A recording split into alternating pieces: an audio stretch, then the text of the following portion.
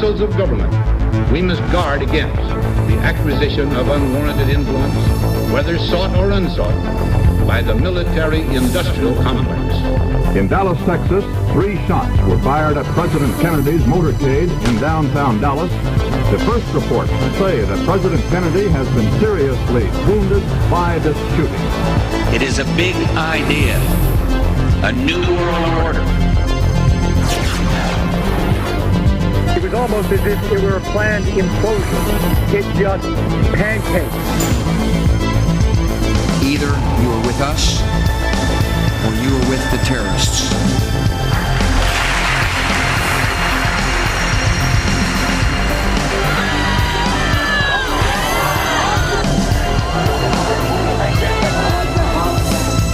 But I also believe that a lot of gun owners would agree that AK-47s belong in the hands of soldiers, not in the hands of criminals. Guns will be taken, and no one will be able to be armed. We will take all guns. For many of the police and guard troops, it is an uncomfortable job to do this in an American city. Global governance at last. Is it one world? The central bankers in charge. But aren't we all just living and dying for what the central banks do? As for me, give me liberty or give me death! The answer to 1984 is 1776.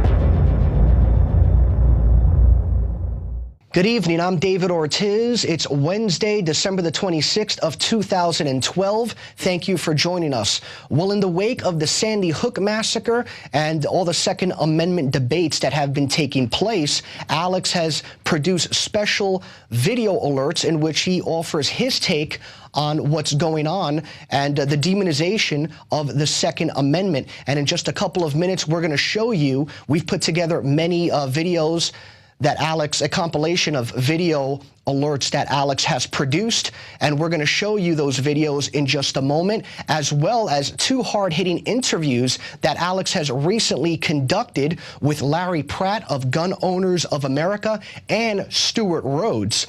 We're also going to show you an interview that Jakari Jackson recently conducted with David Thweet, who is the superintendent of the Harold Independent School District, a school district in northern Texas that allows teachers to conceal carry. So hold on tight. It's going to be a powerful Second Amendment edition of the InfoWars nightly newscast. But before we go to those hard-hitting special reports, we want to remind you that if you like what we do, if you want to continue helping to support our operation, become a member of PrisonPlanet.tv. Right now we have a special operation called Operation Wake the Sleeping Giant. And that's where you can get 1 subscription and share it with up to 10 people. So it would be free for many people. You can give them your username, your password, and they'll be able to see the show for free. Or you could just split the tab with many people, and the subscription would be virtually free. So again, it's Operation Waking Up the Sleeping Giant, and that's really going to help get the word out. So we now go to our hard-hitting Second Amendment coverage, because remember, if you don't have the Second Amendment, you won't have all the other amendments either. I told you it was coming. The state-run media in the last 3 weeks has declared war on the Second Amendment. They know that areas where they've restricted the guns, like Chicago and New York, have the highest crime rates. They know that police with guns go and respond to the bad guys. They know that guns are used 80-plus times on average, more often to stop crime than they're used in crime. They know mass shootings are flat over the last 20 years, but they don't care. America is being collectivized. It's being taken over by globalist corporate interest who've declared their new world order. And now Barack Obama is using the tragic Connecticut shooting with at least 20 dead children with a masked man and the classic MO we've seen before to come out and say, for these children, we've got to do something. And CNN and MSNBC and Salon and all the government-funded state-run media that Ron Paul has exposed is coming out and saying, ban guns. Take them all. Now is the time. We have the articles posted at InfoWars.com and PrisonPlanet.com. But when I saw this, I had to say something. We're going to go to this video in a moment. Barack Obama did this fake crying bit where he would take a tear out of his eye We've blown the video up. There are no tears. This is a guy who got the Peace Prize and is bombing 8 countries where they say it's okay to kill 200 innocent people at a wedding to get one bad guy, and they're violating international law to do it with Predator and Reaper and Global Hawk drones. This is the guy who shipped tens of thousands of guns into Mexico with his attorney general to blame the Second Amendment that killed thousands of people on their side and hundreds on ours. It's pure bull. Our so-called government's been caught doing lethal experiments on little children over the last 80 years. These people are cold-blooded globalists. Remember Obama saying, I won't sign the NDAA, so don't worry, let it pass. Turned out his lawyers wrote it. Then he said, don't worry, I won't sign it. Then signed it on December 31st, 2011. He said he would legalize marijuana. They tripled the raids in California. Okay, it's all about how he's hip and cool. All you liberal idiots out there, you're not liberals, you're authoritarians. I don't support Mitt Romney and the Republicans. They're controlled by the same interest. But you people are fools. Hitler was for gun control. The first gun control laws in this country were by the Ku Klux Klan. But that didn't stop the Fox Sports reporter saying the new Klan is the NRA. Ladies and gentlemen, look at this video. He does it 3 times on it. This is where, just about an hour ago, he starts fake crying, talking about children. This is pure exploitation by the corrupt ruling class that wants to disarm us. It is elementary, and he said he may use executive orders to ban guns if Congress won't do it. And that will cause a civil war, folks. I have been dreading this. The latest issue of our magazine is on this subject. I knew it was coming. Just watch this exploitation and how disgustingly fake this is. This is unbelievable. Graduations, weddings, kids of their own.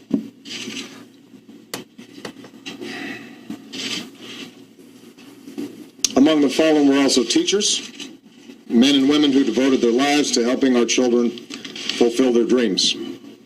So our hearts are broken today for the parents and grandparents, sisters and brothers of these little children, and for the families of the adults who were lost. Our hearts are broken for the parents of the survivors as well. Oh, he's so sad. For as blessed as they are to have their children home tonight, they know that their children's innocence has been torn away from them too early.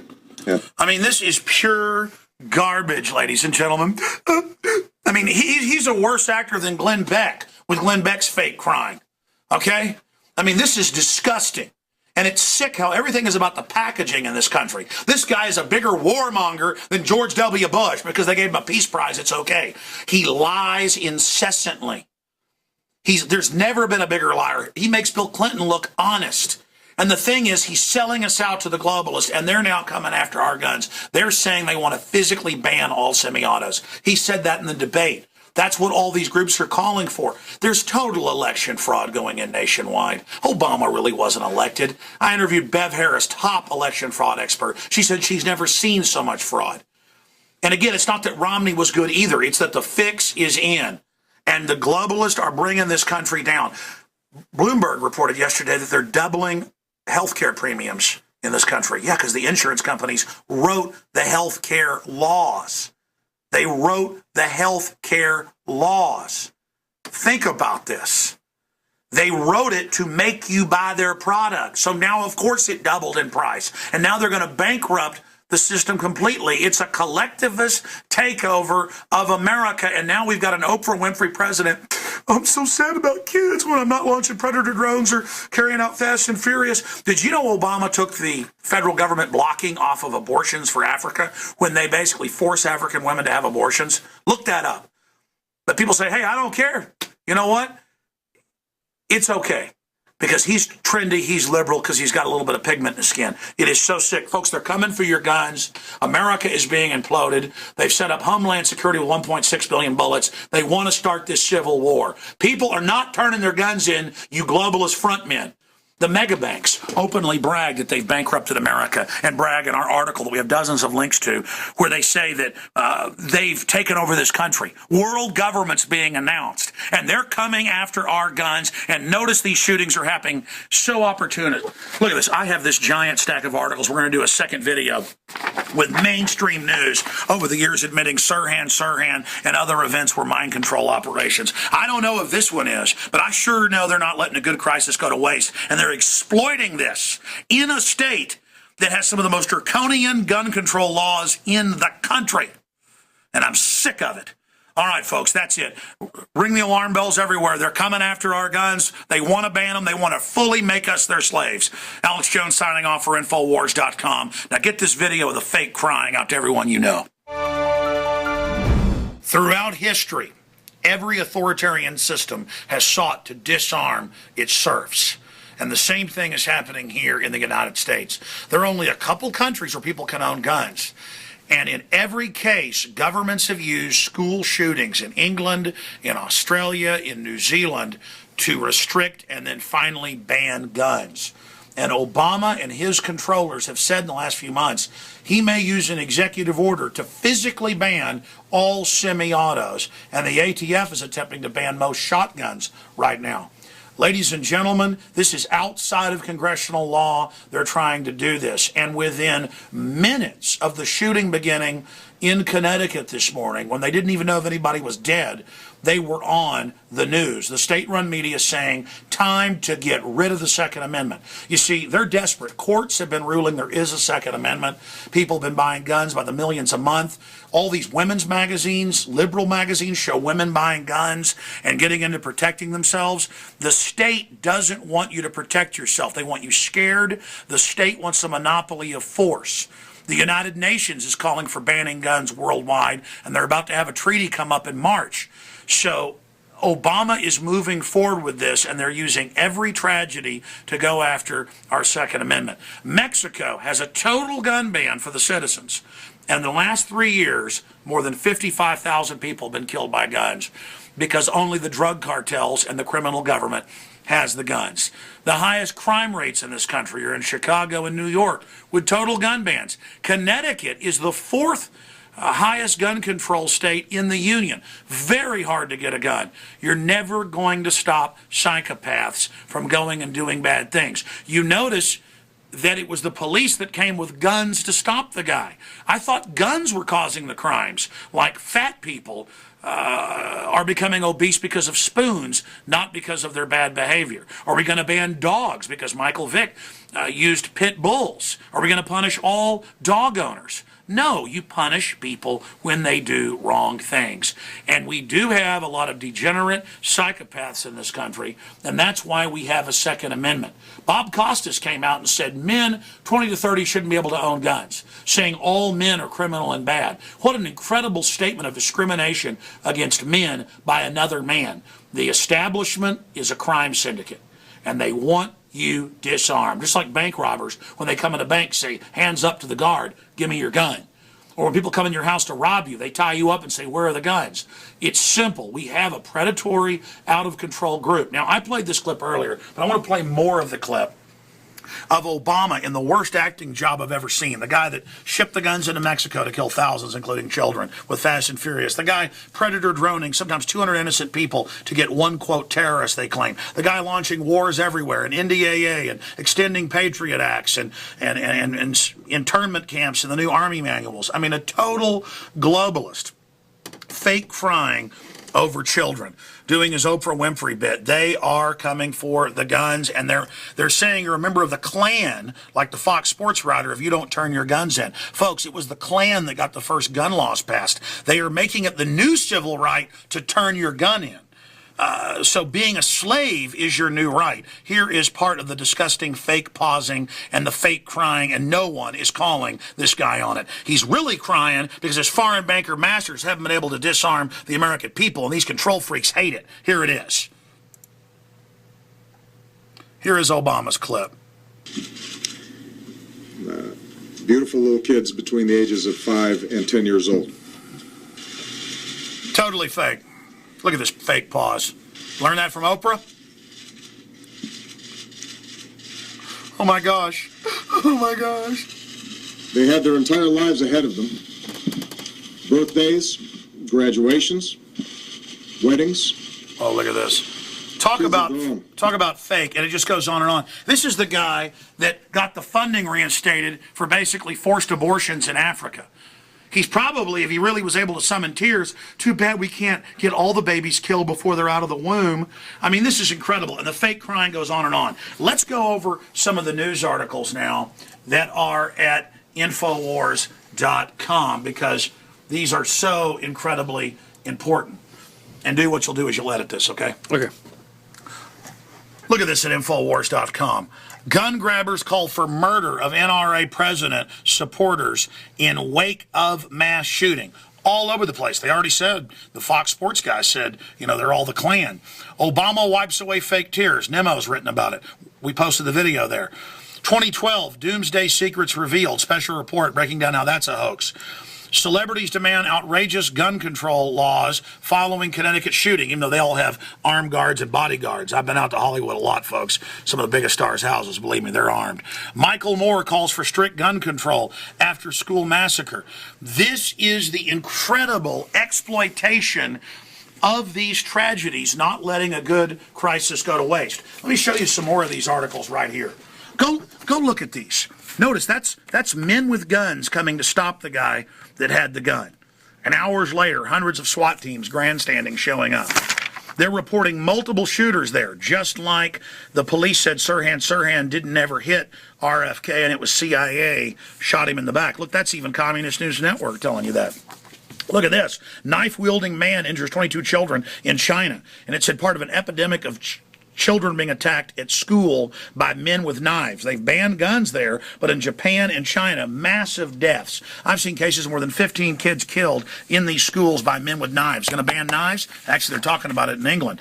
Look at this. MSNBC's Alex Wagner, get rid of the Second Amendment. And she even goes ahead and says, we've now got the political capital. Let's ban the Second Amendment. It goes on and on. Salon coming out and saying, it's time to take the guns.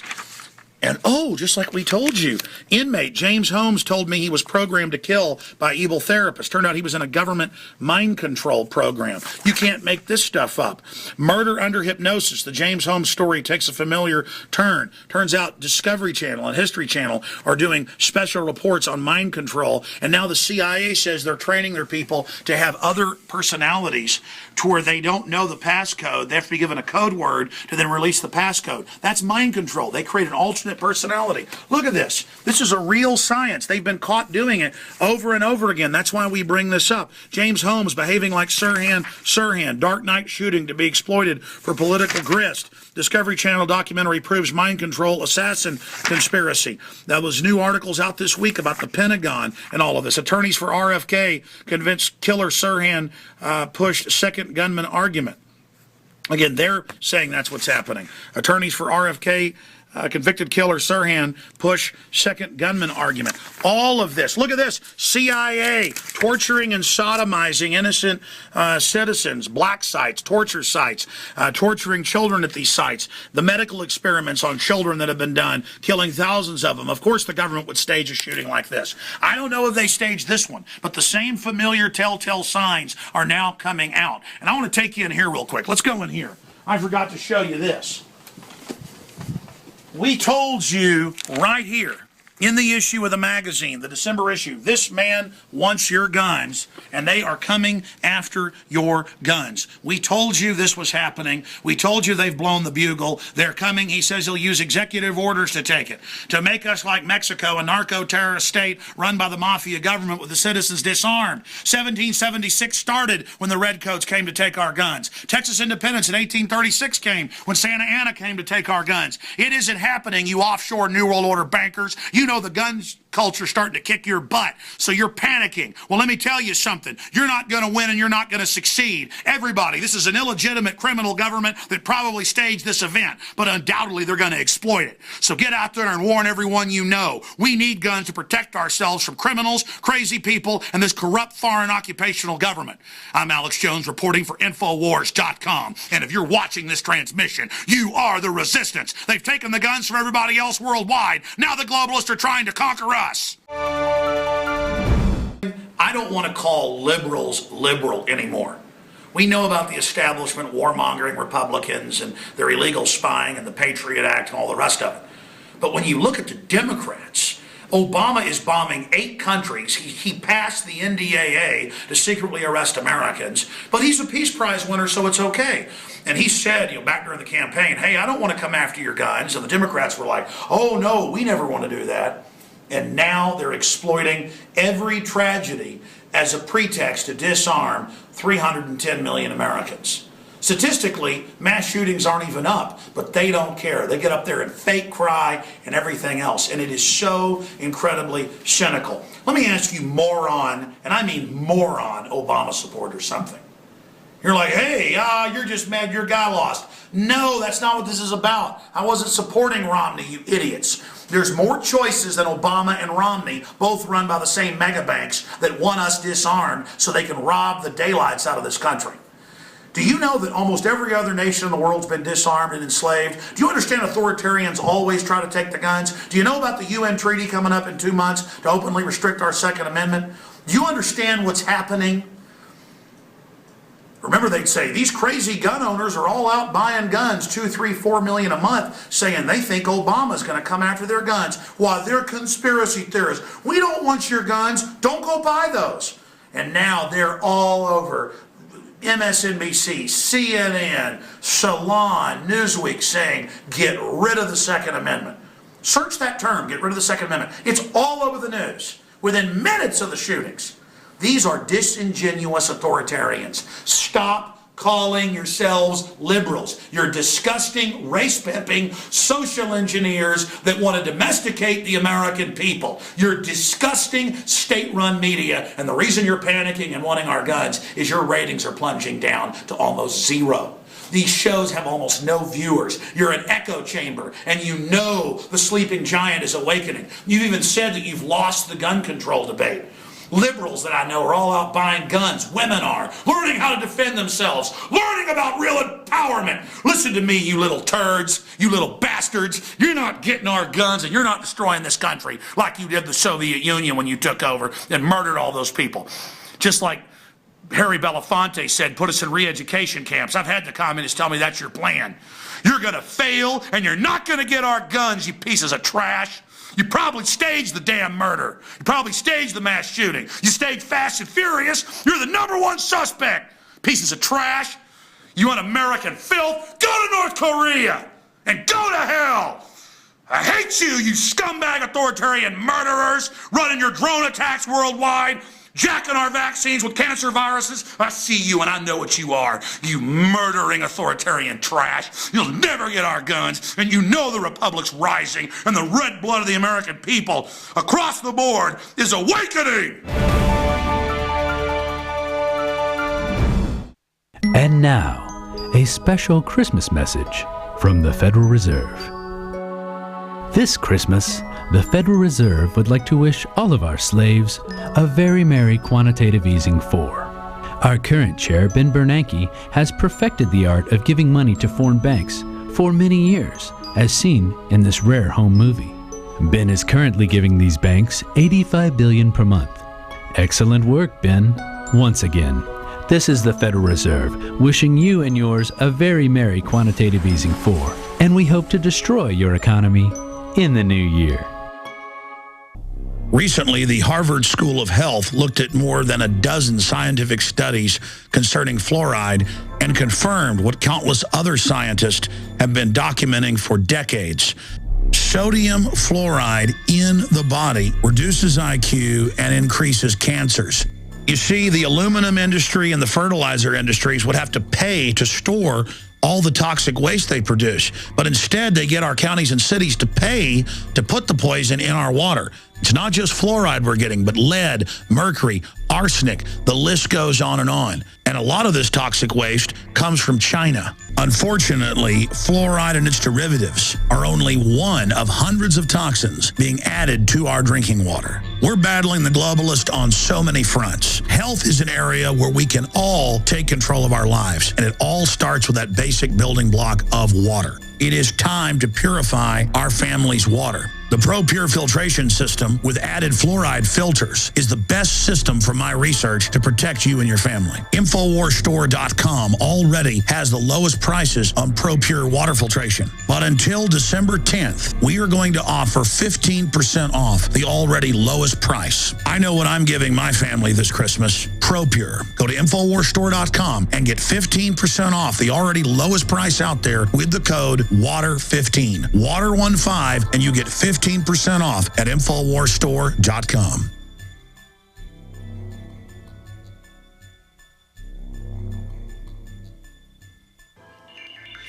Alex Jones here with a message that could revolutionize health in this country. Going back about a year and a half ago, I began to learn about the incredible health effects of longevity products. Aaron Dykes lost 92 pounds. We're going to show you some before and afters. Aaron, break down what happened, your story. I've worked really hard with diet and exercise to try to lose weight, but I just didn't get the results. It just didn't happen. Then I saw what you were doing with InfoWarsTeam.com. I wasn't even trying to lose weight, but I got it because I wanted to feel better energy. I wanted that nutrition. Didn't even understand how that could kickstart my own weight loss goals. But the products did that for me. I found myself suddenly losing weight, more energetic, wanting to exercise, wanting to eat the right foods. And they don't even advertise it as weight loss. I want to challenge our radio listeners to go to InfoWarsTeam.com. Sign up as a distributor and get wholesale pricing discounts at InfoWarsTeam.com.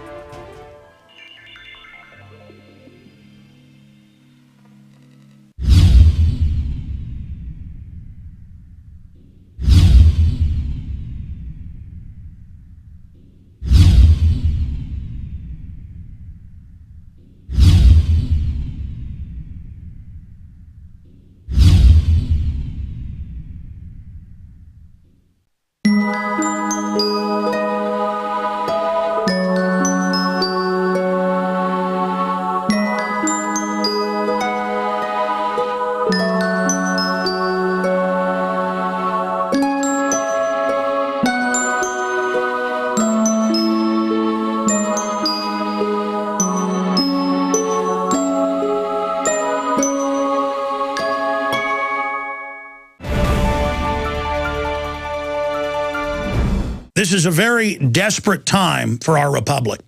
The most desperate it's ever been since our founding. Larry Pratt joins us. He was viciously attacked and called all sorts of names last night in absolute demonization by a foreigner whose ancestors undoubtedly fought against this country, trying to take our guns in 1776, and told he was all manner of bad things. And then Piers Morgan put out a bunch of propaganda saying that, you know, crime rates went down when they took guns in England. I have the statistics here while Larry Pratt talks. I'm going to be showing you some of these headlines. But Larry, thank you on short notice for coming on again today. I just wanted to give you a chance to respond to what Piers Morgan said, uninterrupted, here on air for a few minutes, because he was talking over you the entire time. Alex, it was an extraordinary experience. And here, silly me, I thought that the Brits were such a staid group of people, but you saw it, I guess. The guy melted down. He absolutely couldn't get his head around the fact that people should be able to defend themselves and not wait for 20 minutes after they've been murdered for the police to arrive. That was just not something that fit inside his head. And so he resorted to ad hominem, and I thought at the time, this is great.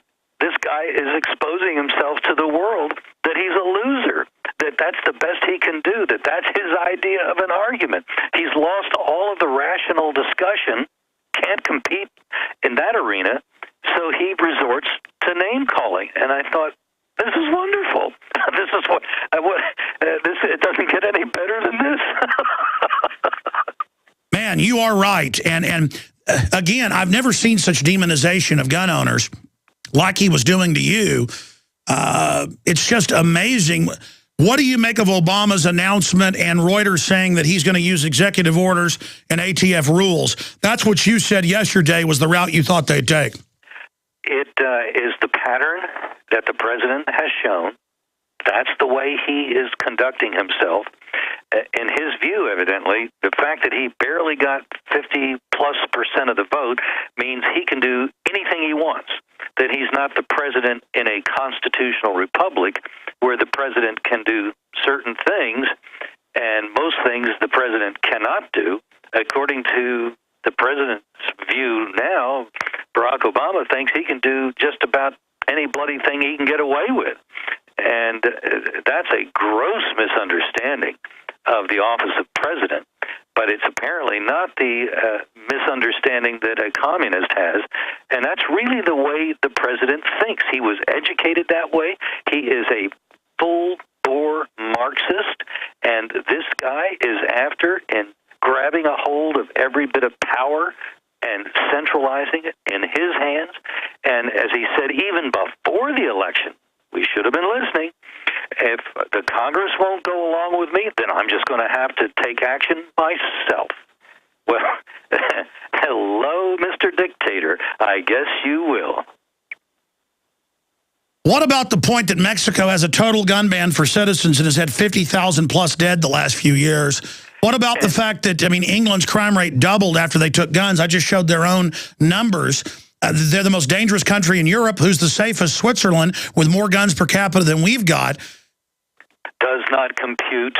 That just doesn't fit inside the cranium of the normal liberal thinker. I was just being interviewed, as you called in, by PBS, and it does not fit. They cannot accept the idea that when you take guns away from decent people, from the average citizen, that things are, they can't buy into the idea that things will get worse.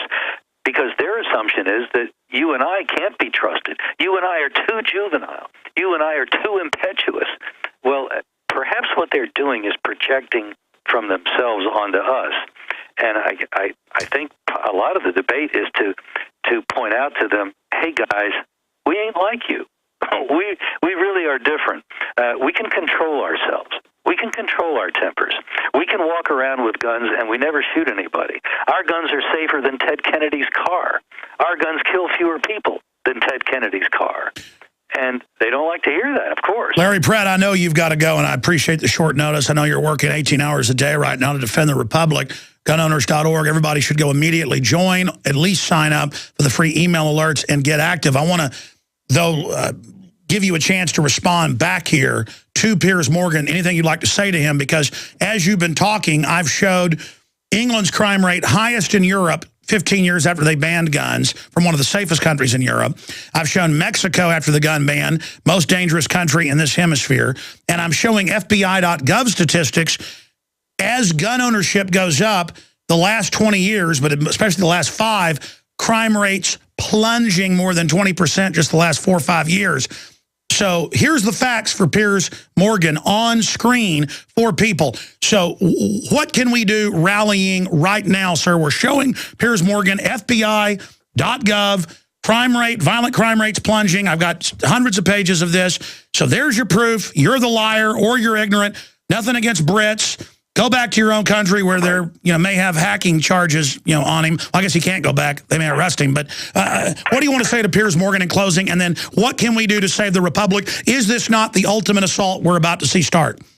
It looks like we are at least where we were after Columbine. We managed to get through that, but it was because the American people communicated with their politicians and said, don't buy into the media lie. If you vote to take my guns away, if you vote to restrict my ability to get and to carry guns, I'm coming for you in the next election. They've got to understand that this is a career-changing moment. They're either going to be on the side of the Republic or against it. If they want to be with Piers Morgan, that's fine, but just remember, there will be consequences. Well, that's the big problem. I've talked to top election fraud experts like Bev Harris, who's nonpartisan. She said she's never seen this much fraud, and most of the fraud was against Romney. Not that he was even good. The fix was in there, too. They stole the election. That's what I'm worried about, Larry. There's so much election fraud now. They're about to legalize the 30 million illegals. but they know this is their last shot because America is starting to wake up. I'm not just saying that, but that's why we're in so much danger, folks, is because we can beat the collectivists, and so now they are like cornered zombies. That's right. They had to steal the last election, or they could not have won. And it's up to us to become part of the election machinery, to become part of those officials that are sitting there. It's a long day. It's like 5 in the morning until 7, 8 at night, maybe 9 or 10 at night. It's a killer day, but it's either that or the Republic. Take your choice. Well, I'm going to say this right now to everybody out there. So many people I know, including combat veterans, say when they come for the guns, I'm going to go Rambo. Folks, let's go Rambo in the info war, going in the police stations with literature, waking them up, going to your city councils, going to your state houses, going to your media, calling into talk radio, calling the White House, calling the NRA and saying, you better not waffle because, you know, they're going to give a press conference, Larry. And Reuters is saying he may go dictator. They're calling for him to use, quote, executive power. And they're bragging that all these Republicans are about to line up. I've talked to some people on the Hill. I know you've talked to more. The word is a bunch of Republicans are gonna go with this because of campaign donations. Can we hold the line, or will these traitors sell us out, Larry? Is this it? Well, that's the issue. You put your finger on it, and it's up to us to make our voices heard. If they realize that they may be hearing something on CNN and Piers Morgan, but if they hear something many times more coming from their grassroots, they're going to realize that the media is talking to itself. And they better not go with the media, because the media is not going to protect them when we come to vote. That's right. God bless you. Gunowners.org. Folks, they don't pay me to say this, though I'd love to get them as a sponsor. Ladies and gentlemen, you are insane if you don't go sign up for a membership or a lifetime membership, or if you don't go at least sign up for the free email alerts, and they will give you up to the minute. If the NRA was half as good as GOA, we would not be in the situation. The NRA supported the 68 Gun Control Act. In closing, how do people go and sign up to be members, or how do they just flat out donate, Larry?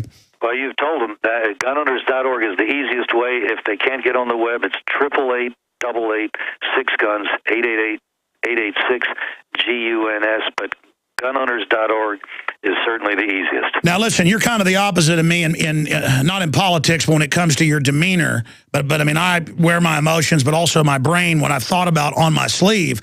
I think about things coldly, but then I get on air and you know, get hyped up because that's just how I am, because this politics is war. That's why we love you, Alex. But Larry, you're somebody, I know you got to go, that always kind of downplays things just because you're the calm, cool, collected guy.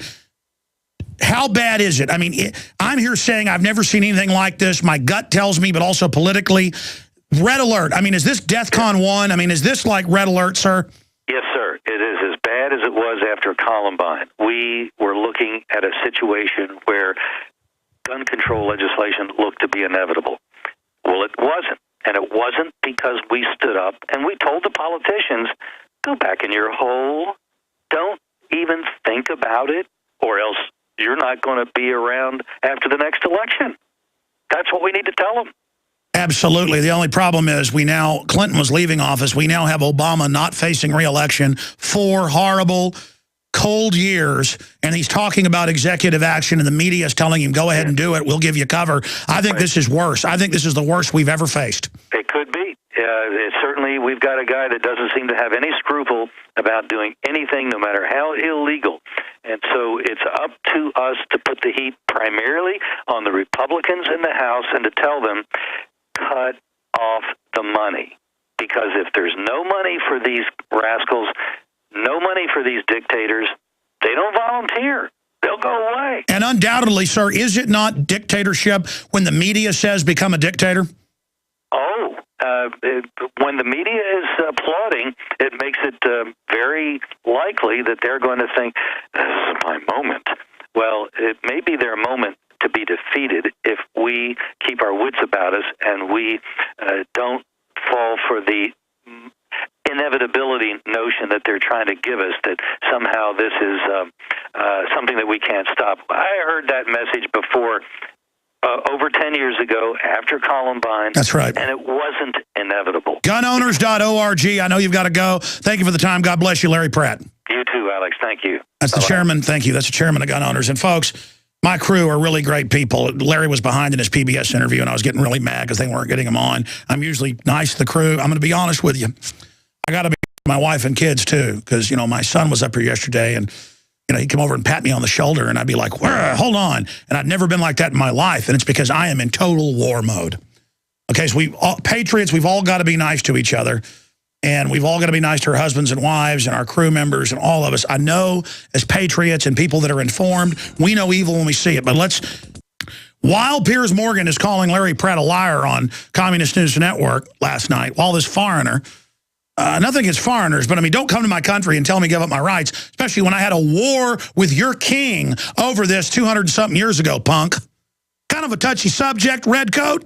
Why don't you get out of my country? You and Fareed Zakaria, get out. Get out, you Bilderberg trash.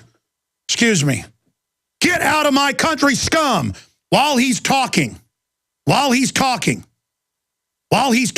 to be showing statistics where their crime rate exploded in England, highest in Europe after they took the guns, and how our crime rate is dropping. Guns are saving this country, and they are taking each little crime and making it huge on the news to give you the perception. Just like Jaws made people think there were great whites eating everybody. 5 great white deaths a year. Not real, folks. This isn't real. Let's start playing this piece of trash. Here it is. I think we need to ban gun control laws that keep people from being able to protect themselves. The problem is not going to go away if we ban this or that gun. We've tried that. That doesn't work. Doesn't even work in England. You've had mass murders there. All over Europe there have been mass murders. The solution is for people to be able to defend themselves at the point of the crime and not wait for 20 minutes for the police to come after everybody's dead. Mr. Pratt, was an absolute lie. The gun murder rate in countries like Britain or Germany or Australia, who've all suffered massacres many years ago of similar nature, they are 35 people killed a year. Your country is 12,000. Your murder rate is lower than ours. That is true. Lower? Your it's violent 35 against 12,000. Your violent in Australia, crime rate, they had a massacre, is higher than ours, as is the violent crime rate in Australia. America is not the Wild West that you are depicting. We only have the problem in our cities and unhappily in our schools, where people like you have been able to get laws put on the books that keep people from being able to defend themselves. I honestly don't understand why you would rather have people be victims of a crime than be able to defend themselves. It's incomprehensible. You're an unbelievably stupid man, aren't you? It seems to me that you're morally obtuse. You seem to prefer being a victim to being able to prevail over the criminal element. And I don't know why you want to be the criminal's friend.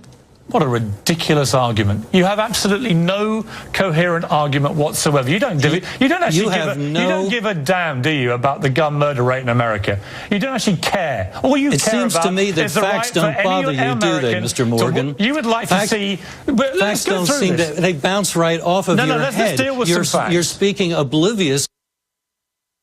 Can you answer my question? Saved your lives. I'm answering your question. I wish you could understand it, because you're talking against self-defense. Would you like to see people being able to protect themselves, and you don't want to hear it. All right, that's enough. Hit pause. No, I don't mind hearing it. I think Stuart Rhodes is the founder and president of Oath Keepers. Wanting to tell folks about Operation Sleeping Giant. He's got his operation. We've got ours. Stuart graduated summa cum laude from the University of Nevada, Las Vegas. He worked as a professional sculptor and as a Nevada State certified concealed carry instructor. After college, he worked for Representative Ron Paul, Republican of Texas, and his D.C. staff. In 2004, where his paper, Solving the Enemy Combatant Status, won Yale's Judge William E. Miller Prize for Best Paper on the Bill of Rights. He assisted teaching U.S. military history at Yale History Department, was a Yale research scholar, top of his class there, folks, and is now writing a book on the dangers of applying the laws of war to the American people. While practicing law in Montana, he's also served as a volunteer firefighter, and he helped us win a case against Pittsburgh for arresting one of my reporters. So he's a good lawyer at the same time, a constitutional lawyer. Oathkeepers.org, and he also was retired from the Army in a nighttime parachuting accident in rough terrain, which he luckily survived. Gunowners.org was on last hour saying we're going into dictatorship, basically agreeing. Stuart Rhodes, I think our only problem is underestimating how evil the enemy is, not just intellectually, at my gut level. I have never been hammered like this with total prepare for, war. I mean, my body is just 100% on right now because, your subconscious is more powerful. It's able to scan all the data, and it's telling me, danger, Will Robinson. Stuart Rhodes. No, you're correct. I mean, they're going for the throat. They're taking advantage of this mass murder of these little kids as their watershed event. This is like the 9/11 for the right to bear arms. And just like the neoconservatives went for the throat for the rest of the Bill of Rights, the 4th, 5th, and 6th Amendments in particular, the anti-gunners are going after the Second Amendment with a vengeance. And as you said earlier, it's not just Democrats. You've got, is it Peter King from New York? You've got these horrendous, so-called Republicans. Rubio. Pardon? Yes, exactly. They're all, and they're buying the same line of nonsense that the Democrats are selling, is that, well, assault weapons is not really protected. They're not protected under the Second Amendment. That we're not going to try to disarm you. We're just taking away your assault weapons. Well, that is the heart and soul of the Second Amendment, is your military pattern rifle. Explain that history to people. You've taught history. Break it down. Well, you are the militia. As you said earlier, the American people were meant to be the military force of the nation. A really good quote was from founding father Trench Cox, who said, "The power of the sword," and he was speaking in favor of the new Constitution back in 1788, "that the power of the sword, says the minority, is in the hands of Congress. But my friends and countrymen, it is not so. For the powers of the sword are in the hands of the yeomanry of America from 16 to 60. The militia of these free commonwealths, entitled and accustomed to their arms, when compared with any possible army, must be tremendous and irresistible. Who are the militia? Are they not ourselves? Is it feared then that we shall turn our arms, each man against his own bosom? Congress has no power to disarm the militia.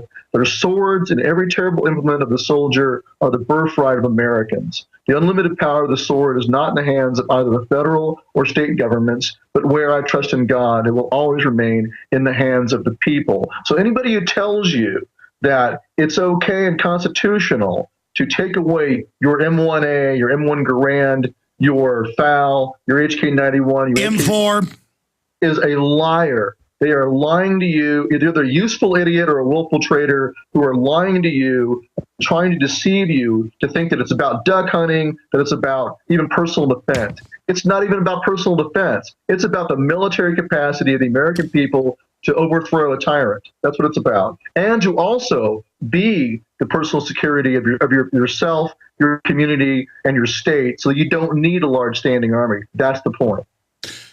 I want to show people the crime statistics and read them for radio listeners when we come back, but we're also going to talk about something you posted at oathkeepers.org, my personal pledge of resistance against any attempt to disarm us by any assault weapons ban. Stuart, you're really putting out a Declaration of Independence, not just one of secession by the states to reconstitute the republic. You're going with a full Declaration of Independence here.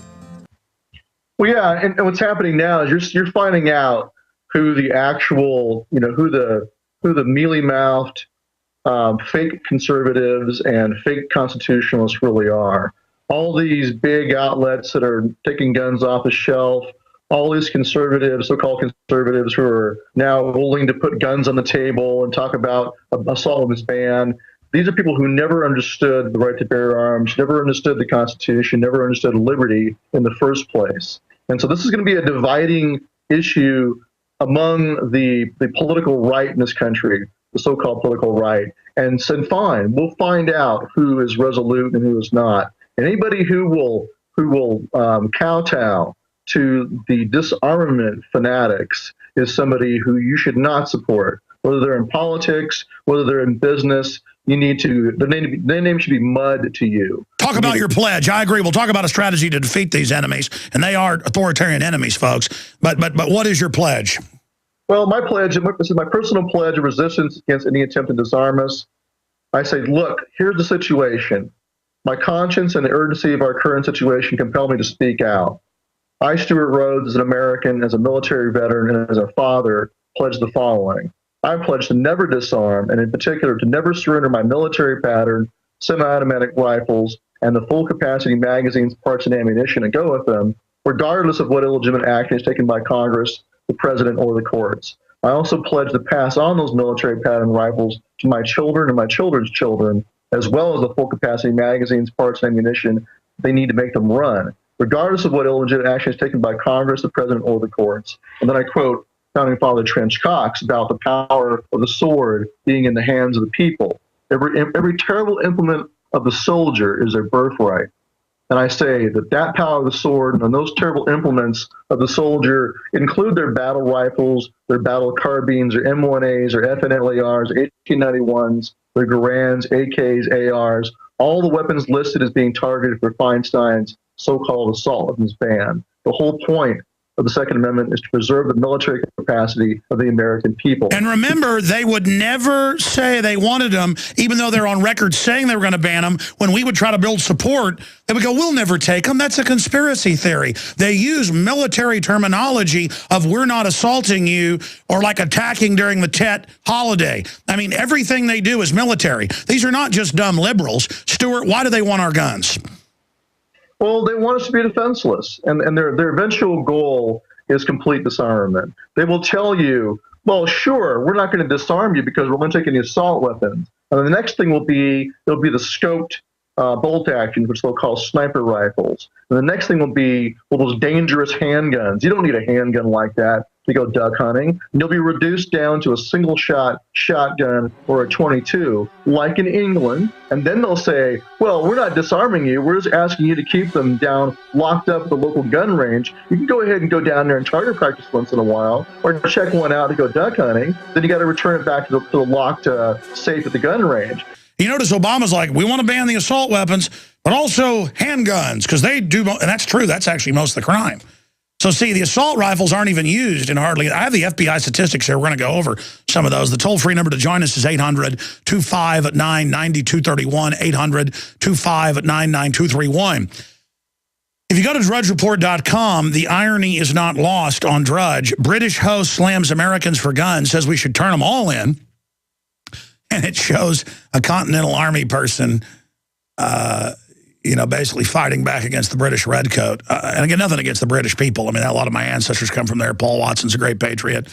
Most of the British Parliament was against the war. It's not an anti-British thing. It's just that this guy's a slimy globalist here in our country telling us that we should turn our guns in. And it's truly disgusting. So that's up at drudgereport.com. And we're also making some of our own graphics showing him, basically dressed up like the King of England next to Obama and others. We're going to be putting up on InfoWars.com and PrisonPlanet.com. It is so important right now, ladies and gentlemen, to understand that this is make or break it time. You either get really aggressive politically or you lose everything. Because, again, if they just took the guns, yeah, crime rates explode. I'm not going to follow it anyways. I live in Texas. I'm going to defend myself. See, because it's not that I'm living in fear. It feels really good knowing I've got guns in my house and knowing the crime rate is incredibly low where I live, some of the lowest in the country where I live, because of the fact that criminals don't break in your house. And we have the FBI statistics we're going to show on that. But Piers Morgan, and I want to get Stuart's take on that, plays on the general public's ignorance because there is a perception that crime has gone up. There's one type of crime that has gone way up, petty crime, where they know that the general public doesn't have guns. Your car parked with your purse in the front seat of your stereo. When they see there's nobody there, you leave your garage open, your purse while you're at a restaurant, you go to the bathroom. That stuff's off the chart. Because criminals now are scared. But all other violent crime, home invasions, I've got the statistics here, they are plunging. Now, Stuart, I notice you also pledged to give aid to your friends and neighbors, that you pledge to defend the Republic. Talk more about what you pledge. I'm trying to find it. I just had it here, but we'll put it up on screen. Because I want to pledge with you. I want to say here on air, I think I'm going to make a video about this, that I pledge to never turn in my lawful and legal firearms, that this is all a hoax, and I pledge to expose the illegitimate occupational government we have that openly is becoming a dictatorship. And I pledge my name, my treasure, my honor, my family to it. I've pledged to call for secession to reconstitute the Republic, and that got a lot of national attention. because I knew this was coming. But I agree, it's time for police, military. You already saw that state judge, which is like the mayor out in Midland, come out and say that the county judge, that we know they're coming for the guns, that we ought to find that clip. I mean, people know what's coming, and now it's here. And like you said, they want to just try to slip it in, Stuart, where, oh, it's not an attack. We're just going to take your guns. Oh, look, the Republicans agree. All right.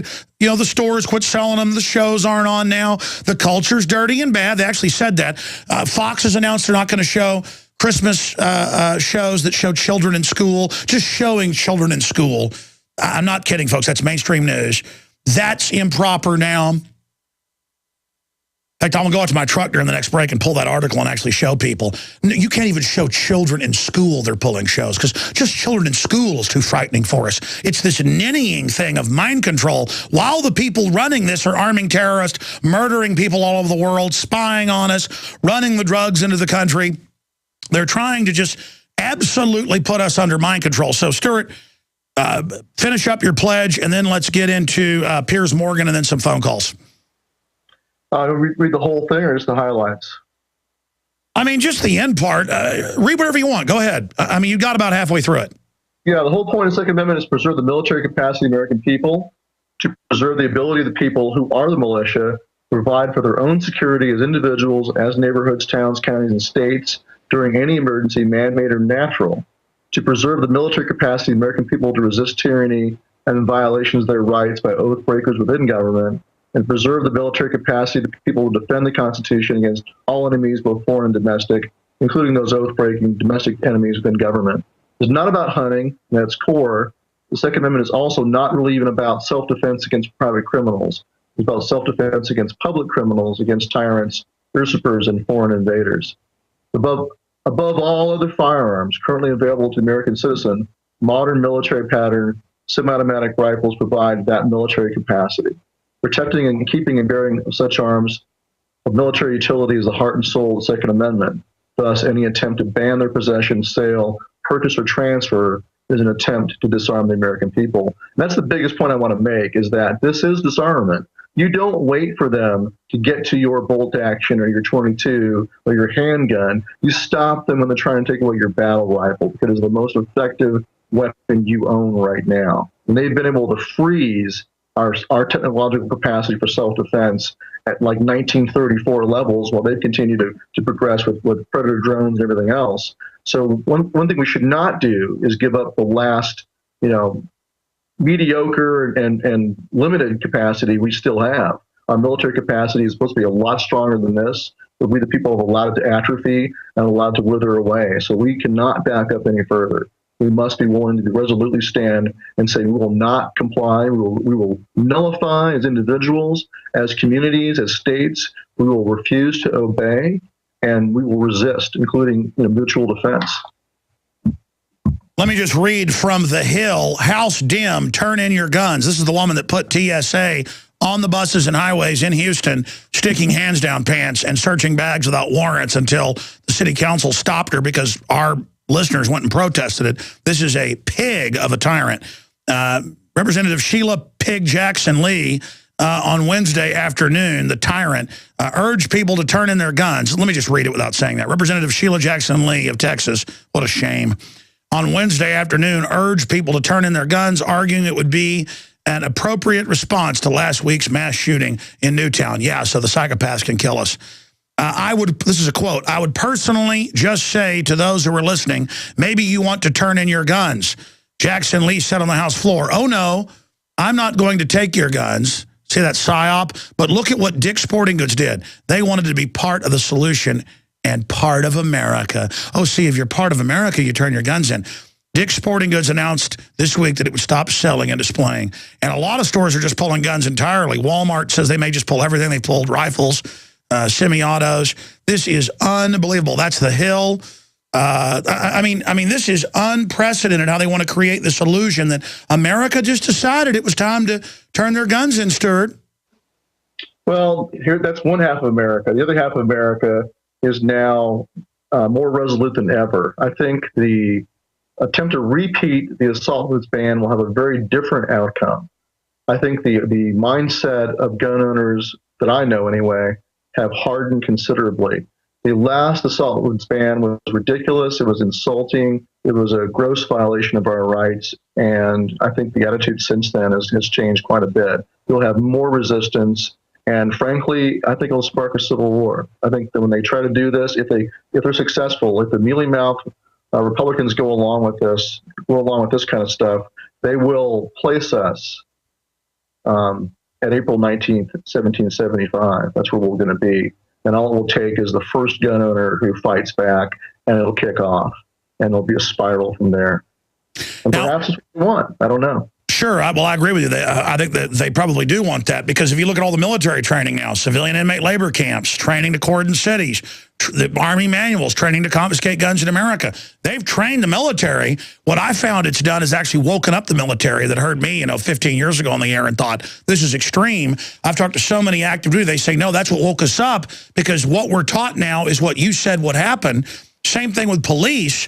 I do, see more and more of them waking up. They don't care. They just get rid of them and bring in, total authoritarians or people that'll follow orders. But we've seen miscalculations, in the documentaries and in congressional hearings on Waco massacre in 93. We know that ATF went to raid. They found a group that was weird, found a group doing some strange stuff. They exaggerated a lot of it, but I'm not defending what the Davidians were doing. They went in, found a multiracial group, called them racist as well, opened fire on them. Davidians fought back. So then they surrounded them, burned them down, said the Davidians did it.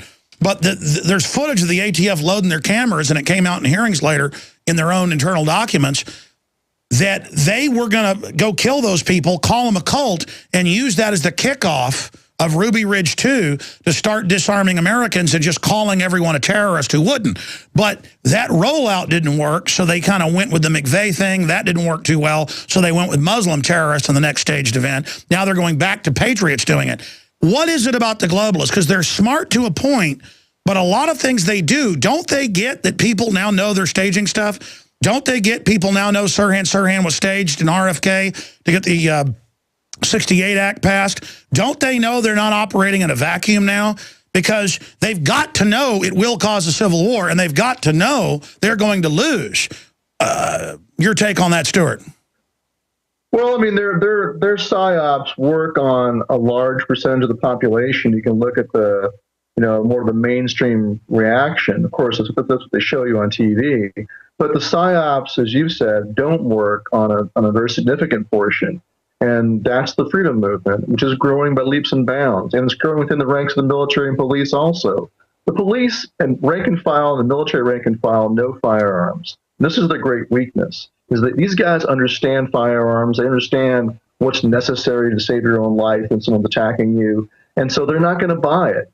Their sellout perfume princess, commanders might, the generals who sold out, the state police chiefs and the ones they parade in front of the camera might have sold out, but the rank and file have not, and they understand the reality of violence. They understand the necessity of being armed, and they're not going to buy it. And so now you're going to have a problem. And they think that they're going to go along with it, but I think a large percentage of them will not. There's going to be a division within the ranks.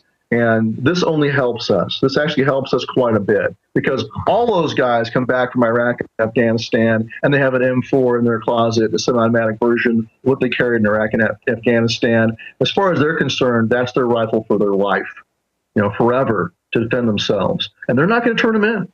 And the guys who are still in have the same mindset about their personal weapons. And so they've kind of created their own worst enemy in many ways, which is why they're so afraid of veterans. Yeah, for those that don't know, sometimes people email me and go, I thought you were making it up when you said veterans were the #1 terrorist and that 90% of Homeland Security preparation is to fight veterans. I thought you were making it up that the Explorer Scouts are training to go door to door and take guns. I went and saw it in the New York Times. I went and saw the documents you got. It's true. Yeah, that is crazy that Homeland Security is really for veterans, but it's not when you understand Homeland Security as a foreign occupying force. And that's why I'm telling people, they have looked at the metrics. They know the liberty movement is winning. And that's why they've had to steal elections. That's why they've had to claim there's a mandate for socialism. That's actually a desperate attempt to hoax us into their control. And the globalists don't care if cops and police die trying to take our guns. So you need to understand, folks, it looks like a civil war may be what they're planning. And look how right we've been so far. So heaven help us, ladies and gentlemen. We have got to get in their face and let them know we're not putting up with it. And you've got to melt Republican House phone numbers and tell them, listen, I'm going to campaign against you full time, or I'm going to run against you if you don't stop this traitorous garbage. And where are the Republicans with the FBI crime statistics? I'm going to show those. We'll go to break and come back and take calls. Where are they showing that for 20 years crime rates, violent crime has been plunging and home invasions have been plunging? And then you can go to the FBI, has interactive maps of every state and every city, and wherever there's gun control is where you have the high crime. I'm going to show people watching on TV some of this, but radio listeners, just go to FBI.gov, type in violent crime statistics. Stuart, talk about that while I show people these documents. Well, a big point I want to make is that it's, like you said, that these Republicans are not defending you like they should. They should be going on the attack. They should be calling this what it is, a disgusting, blood-dancing manipulation of the population and taking advantage, political advantage of the tragic death of children. They should be calling this out. But instead, they're going along with it. They're saying, oh, yes, things have changed now. It's like 9/11. Things have changed. We've got to go along with sacrificing our rights because the death of 20 people, 27 people outweighs the rights of all of us and our posterity and our defense against unlimited government. And so we need to call them out.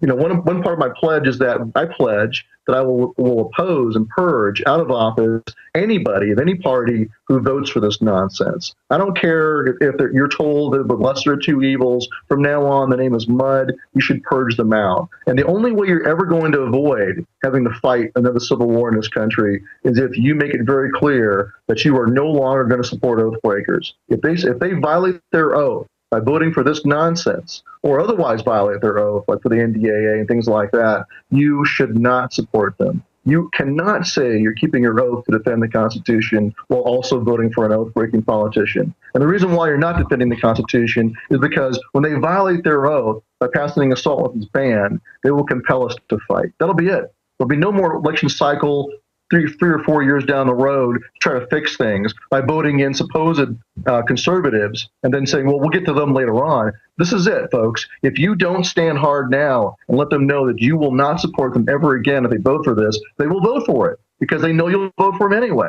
If you tell the oath breakers, we'll vote for you because you're the lesser two evils, why should they not vote for this? Exactly. And let's be clear. The same Goldman Sachs, JP Morgan gang was taking down Europe and others. They're the #1 givers to anti-gun stuff. They're financing these Republicans.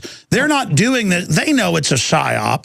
They know all this gun turning in business is just meant to be a hyped up deal, but they want to move up the ranks. They want power, just like Boehner is up there saying, okay, we'll accept all of Obama's tax increases because he was put in there as a globalist protege of Newt Gingrich, who wrote the foreword to Alvin and Heidi Toffler's books calling for world government and implanting you and your family with microchips. I mean, these are authoritarian globalists, and your guns are in their way.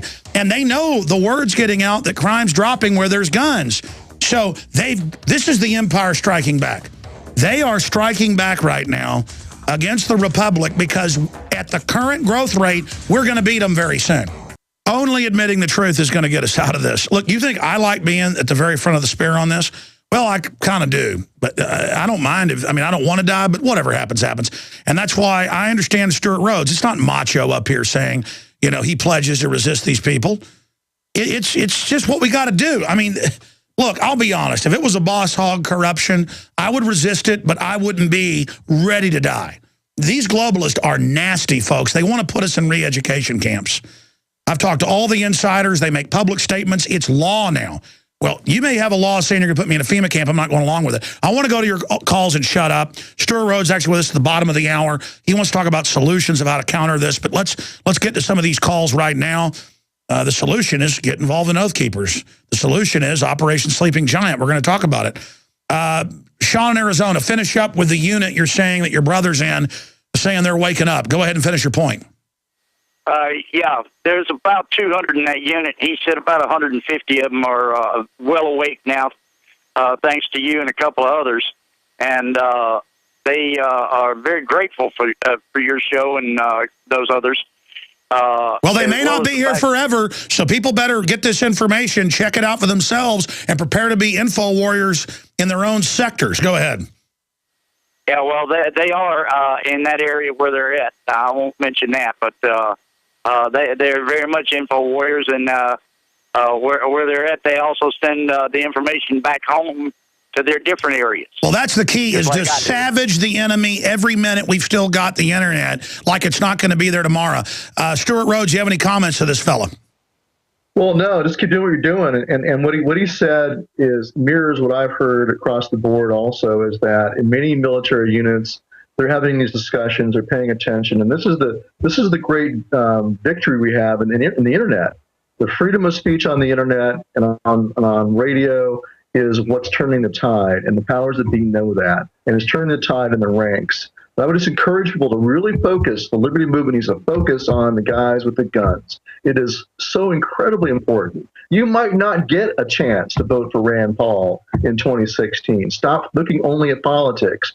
Focus on the guys with the guns. I just urge you. I don't care if you do it through Oath Keepers or how you do it. Hand out DVDs, turn them on to your radio show, whatever it takes. Wake them up. If you want to help us, that's what we're trying to do. We got a concert coming up on January 18th outside of Fort Hood, a free concert for the troops. You want to help us? Come to Oath Keepers, look up libertytour.org, and help us get that concert going. Help us put up billboards, but go out there and talk to the troops, pass out. That's right. You're having to put billboards up because now the Army War College is taking in data saying the next war is with the Tea Party. That's treason, folks. We got to put billboards up out front, all those bases with InfoWar. They're using Psy-War with disinformation against the troops. We've got the truth, which trumps them every time. Absolutely. Put a billboard up that says the NDAA is treason. This is one of our billboards. Put up a billboard that says the assault weapons ban is treason. Any attempt to disarm the American people is treason. What's happened with your first billboards going up? We had them outside of Fort Leavenworth and Fort Riley. So they're there. And the main point is the troops see them. And they can't do anything about that. How are they going to stop that? They can't stop it. So, folks, go get a billboard. Exactly, folks. A few $1,000, huge billboard outside the base. Savage the enemy. Engage them. They are attacking us with dead children right now, saying we did it. Okay? You got to get back with the truth and hammer them hard, or they're going to win. They are, to use military terminology, because that's what this is, we are being overrun right now. And I declare war on these people. I declare info war on them. And if you will simply start attacking them, you need to realize this. This is like putting crosshairs on somebody and pulling the trigger politically when you expose they're a bunch of zombies, vampires, using dead children to take our guns. When they're a bunch of warmongering criminals like Obama. Walter Jones, congressman, said he's guilty of war crimes yesterday on this show. He is, under law, funding al-Qaeda. Hey, Obama, you going to cry for all the Mexican kids killed by Fast and Furious? You did as a false flag to blame the Second Amendment? Get back in their dirty face. Get back in their face and stop being cowards. Oh, they may put me on a list. They may come get me. Folks, if you give in to that fear, it's over. I'm all in. I'm with Stuart Rhodes. I will never submit to the New World Order. I will never go along with them.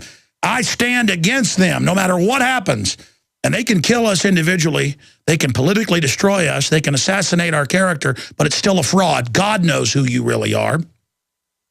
And they can kill your body, but they can't kill your soul. And they can't kill your ideas, like V says, after they just sprayed him with bullets. And he's got the bad guy, the dictator. He's got him right there. And he says, flesh and blood can die, but ideas are bulletproof. And that's when you really start living, is when you step across from the fear and step into an idea. That's what life's all really about. These globalists are the scum of the earth. And they are scared of you. You have power. They tell you you don't have power all day. They're trying to break your will. I want to jam in a bunch of calls. And in the final segment with Stuart, he's got some ideas to counter this and turn this around. We're going to put out here as well. But I want to play this clip of Tom Head out in, Midland, one of the most populous cities out in West Texas, who said a few months before the election, he said, look, they're going to probably put Obama in. He's going to come for the guns, going to try to bring the UN in. That's an oversimplification, and people are going to resist. There's going to be a civil war. I need deputies to stand up against the UN-occupied federal government. And folks, that's because that's a big city out there, a good-sized town. That's because they're telling them this. That's why the police are on tape on the TV show nodding their heads with them. Yes, yes, that's right. Because, folks, as crazy as it sounds, the globalists really think they're going to take over America, bankrupt things, and put us in re-education camps, like Harry Belafonte said last week on Al Sharpton's show on MSNBC. And you're like, well, that'll never happen here. Really? Obama healthcare will never happen here? 53 million abortions will never happen here? It's all, the NSA never spy on you without warrants here. The TSA never be on highway checkpoints. Now training the police, they're allowed to go in your body in a non-emergency situation just as a routine traffic stop. Now the state police of Texas are starting this because the feds told them they could do it. I mean, we're already in the tyranny, but there's still the old republic left, vestigial parts of it. We can reignite those and restore the republic. Here's that quick clip. He is going to try to hand over the sovereignty of the United States to the UN. Okay, what's going to happen when that happens? I'm thinking worst case scenario. Right, right, okay? I understand. Civil unrest, civil disobedience, civil war, maybe. I mean, we're not talking just a few riots here and demonstrations. We're talking Lexington, Concord, take up arms and get rid of the guy. Okay, now what's going to happen if we do that? If the public decides to do that? He's going to send in UN troops. I don't want them in Lubbock County. Okay, so I'm going to stand in front of their armored personnel carriers and say, you're not coming in here. And the sheriff, I've already asked him, I said, you going to back me? He said, yeah, I'll back you. Well, I don't want a bunch of rookies back there. True. I want trained, equipped, all right, that's enough. Seasoned. He goes on to say that he wants a tax increase to create a larger county militia. He should just call out a posse and train them. That'd be free, basically. The local restaurants would provide all the food and stuff and prepare. And people go, well, that's crazy. You know, that's America. What sounds crazy because we've been domesticated is America. We should be forming counties and cities saying, we don't care if you announce we're under world government. We're not going along with this, okay? It's now time to say the people are awakening, or it's all the way. Stuart Rhodes' comments to this, then we're going to go back to calls. Well, and he's right. And the thing that you can always point to is, look, as you were saying earlier, you know, the NSA is spying on Americans. That is not something that's you know, only a future possibility. Obama does have a kill list of American citizens he's going to kill. He has already killed American citizens. He has claimed the right to kill American citizens. They've claimed the right to apply the laws of war to you, not just through the NDAA, but even before that, they've done this. And so these are things that are not conspiracy theory. I mean, this is why I found an Oath Keeper that realized how close we were to going down the same path as Nazi Germany, and we're on it. And they've they've pretty much gutted the rest of the Bill of Rights. The 4th, 5th, and 6th Amendments are, for all intents and purposes, dead. And what's left is simply to disarm you and then go ahead and use the infrastructure they've already created, that they've made very plain. It's right there in your face, in the law, right there in the executive orders, admitted in court, things that they've already done. And so now they're just, you know, this is the next step, is to disarm you. If you let them disarm you, you should have fought back. You should have resisted during the Bush years when the neocons were gutting the Bill of Rights in the name of the war on terror. But you didn't stand up then. So now you're going to have to stand up when they're coming for your guns. If that's what it takes, like I said last week, if that's what it takes, then bring it on. If this is what it takes to wake up conservatives to finally purge out the oath breakers within their own party, this was so disgusting about it.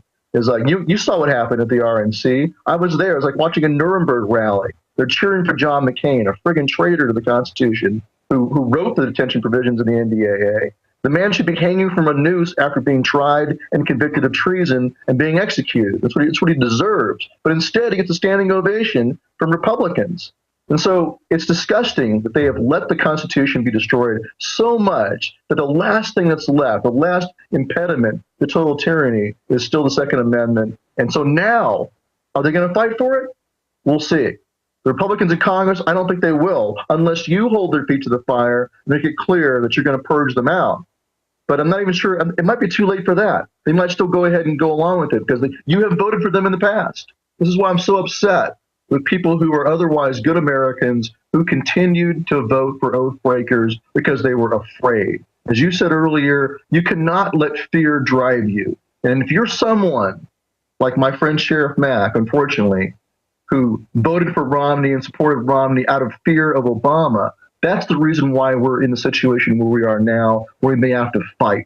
Because people let their fear drive them into violating their principles and voting for oath-breaking Republicans who are now in office, still sitting there, reelected, who are going to go along with this crap. So we have to stop that. That's our last possible chance, is to purge the oath breakers out of office from both sides, Republicans and Democrats. Purge them out. This is what Jefferson and Madison did back in 1798 against the Alien Sedition Acts. I agree. We do not have a garden variety corruption either. We have the nastiest, dehumanizing, eugenics-based system, folks. These are people that want world government to kill you. And I saw a YouTube comment today. I meant to print it, but only printed part of it. Guys, can you go find this and expand the comment so I get the full comment? Because these, here I'll give it to you, because these comments are indicative of what what Democrats say to me. And they say, you're crazy, we're going to take your guns and put you in a forced labor camp and we're going to kill you because you're a bad right-winger, when I'm just a constitutionalist. I'm beyond their left-right garbage. And they say, well, yeah, we're taking your guns because you're a right-winger. But you're a kook thinking we want to take your guns. It's like these collectivists can't even think, Stuart. They're really bizarre people. Let's go to Ronnie in Utah. Says he spoke with a congressman, has something he wants to tell us. Then Mark and Alex and Kent and others. Go ahead, Ronnie. Thanks, Alex, for taking the call. I'd just like to get Stuart's take on this. I just called my congressman, Jason Chavis, talked to one of his aides, and you expose tyranny, New World Order. You tell them about the $60 billion bill on Sandy and the $15 billion the pork barrel projects, and on and on and on, and the guns and the tyranny. And the aides are like, well, I'll pass the comments on to them. I mean, it's just amazing. Well, listen, calling them isn't bad. It's better to write them a letter. It's also better to go when they go to these public speaking events, like at the grocery store or the church, to go and call them out. Remember at the original Ron Paul Tea parties where the Republicans took them over and gelded them? People went and shouted Republicans and Democrats down. That's what we need. Is that, but see, Republicans came in, took it over, you never saw that again.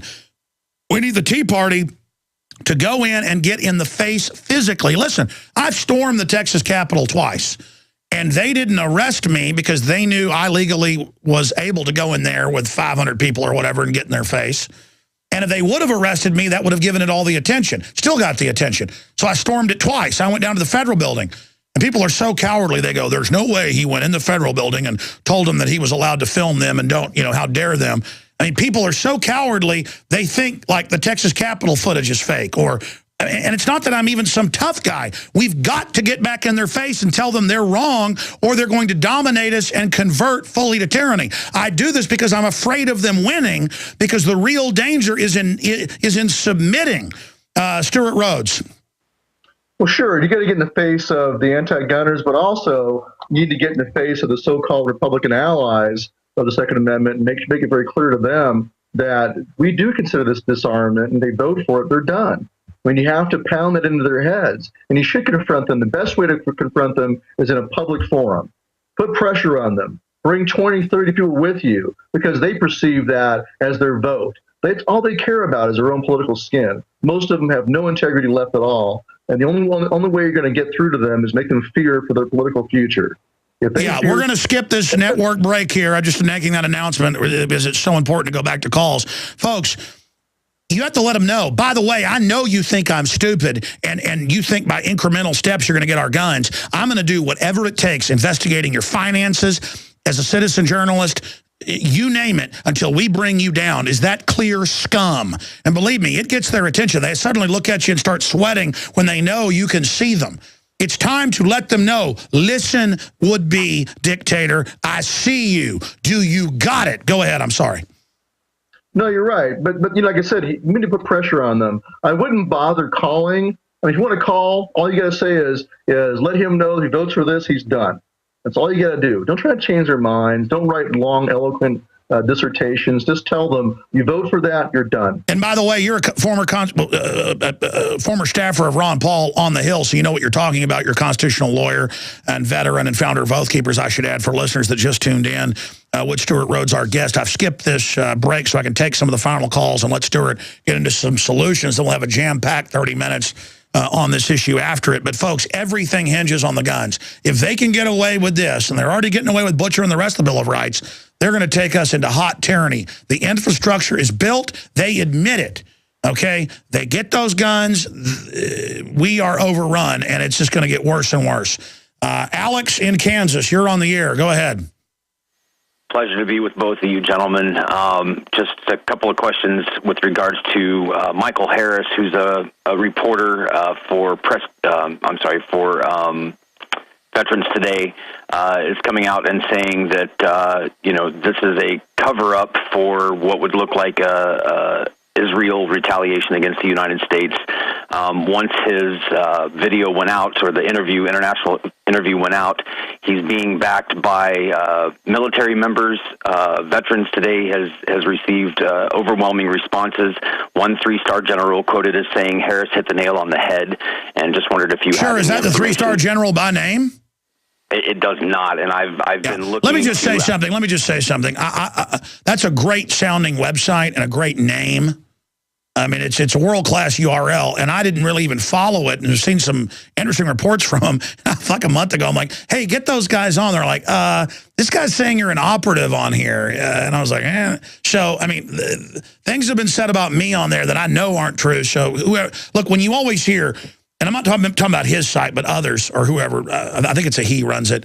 I don't have time to even keep track of all this stuff.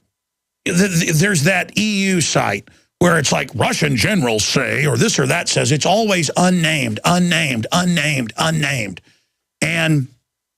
I know it's fun to blame Israel for everything, and I've come on air and said the Israeli lobby, by and large, is supporting gun control here, which I think's out of control because our government helps arm Israelis with free M16s if they want them, and M16s in the schools. So I think it's effective to go to Schumer and Feinstein and Bloomberg and other, Israeli operatives, I mean, they are Israeli operatives, and say, look, you want our tax money so Israelis can have guns. Use that on them. That's really effective. So, again, there's this culture started where you can say Israelis, blew up the moon, and it must be true. And if you say it isn't, you're pro-Israel.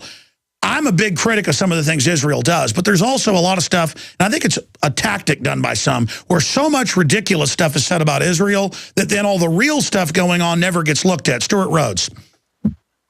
Well, I'm not really an authority on those issues, so I'd rather pass. Exactly. It all becomes a diversion. I mean, it's like, I'm fighting the Federal Reserve, and I want to get rid of it. People say, how dare you cover up for the Jewish Federal Reserve? And I'm like, look, whatever the Federal Reserve is, let's just get rid of it. Shut up, traitor. Hey, let's not have war in Syria. How dare you be a traitor for Israel? And I'm like, no, I'm against war in Syria. Shut up, traitor. Look, Hal Turner was FBI. I knew that. It came out he was. This is an important area to cover, but see, because it's only in certain quarters of the internet, people think that that's really a discussion that even matters. And to radio listeners, they have no idea what we're even talking about. Go ahead. I was going to say that one thing I will say is that, look, there are plenty of Gentile, white, Anglo-Saxon, Protestant, oath-breaking traitors in Congress and in the banking system. Exactly. Banking. So I think it's ridiculous to say it's, we have to focus on one race. It's exactly. It becomes a giant cop-out where no one involved in corruption can ever be confronted because, well, we all know the only evil in this world is, a certain group, which is a giant cop-out. I'm sick of it. It's just, but as long as you're bashing Jews, it's supposedly okay internet etiquette to make up anything you want about anybody. I mean, they say I'm Jewish and work for Israel. I'm not, but okay, I'm Jewish. Okay, what are you gonna do? Come shoot me in the head?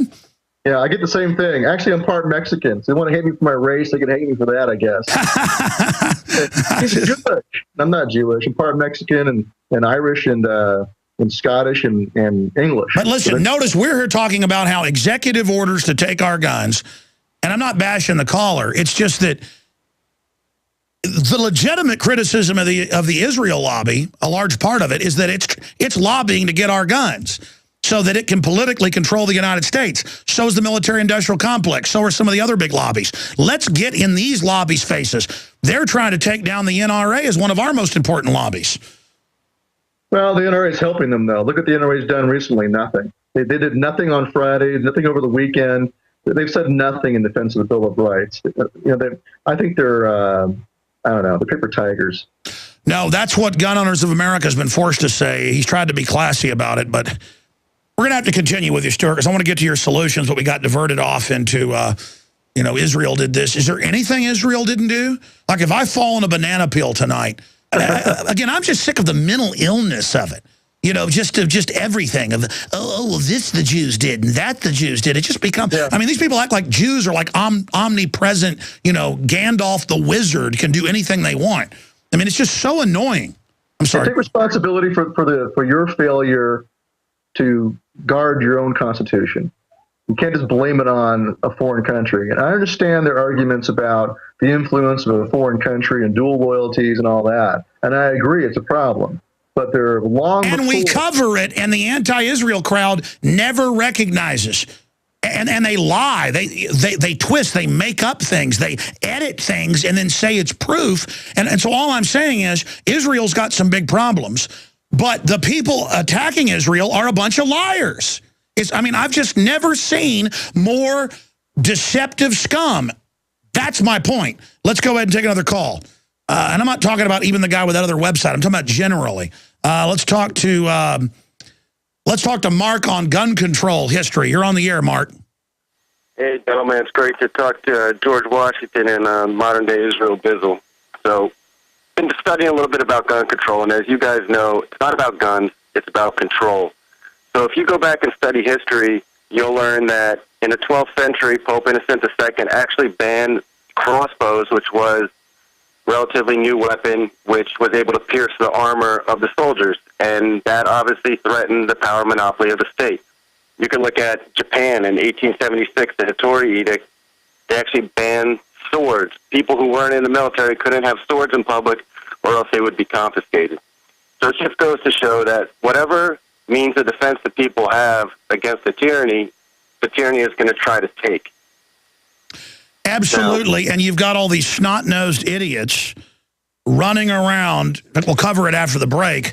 Let me just read it now. I appreciate your call. Great point. We're going to do a final segment, a few minutes with Stuart plugging some solutions. Then I'm going to get to some other special reports we need to hit and more phone calls. But this is RALVMK on a video I had posted about how they're coming for our guns. And see, now they're not denying they're coming for them. They go, yeah, you bet we're coming for them. The gun rights gang insists that it's not about guns. It's about not letting crazy people have guns. I agree, and I'd like to propose that crazy should be defined to include anyone who fetishizes guns. No, we fetishize tyrants that want to take us over. We're obsessed with knowing the history of it. Stockpiles ammunition is obsessed with being disarmed. Black UN helicopters and the coming apocalypse.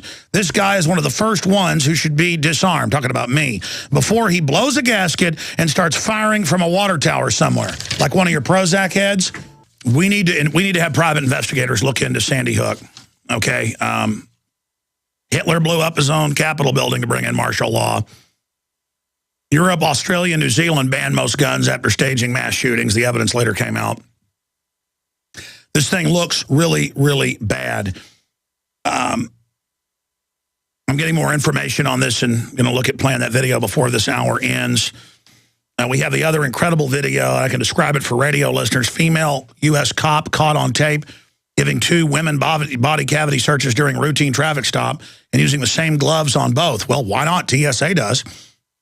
But this is in the pants in, hey, let's go in the back. All right, let's go in the front. And the state police say this is their new policy. They've been TSA trained, and that they say, be prepared.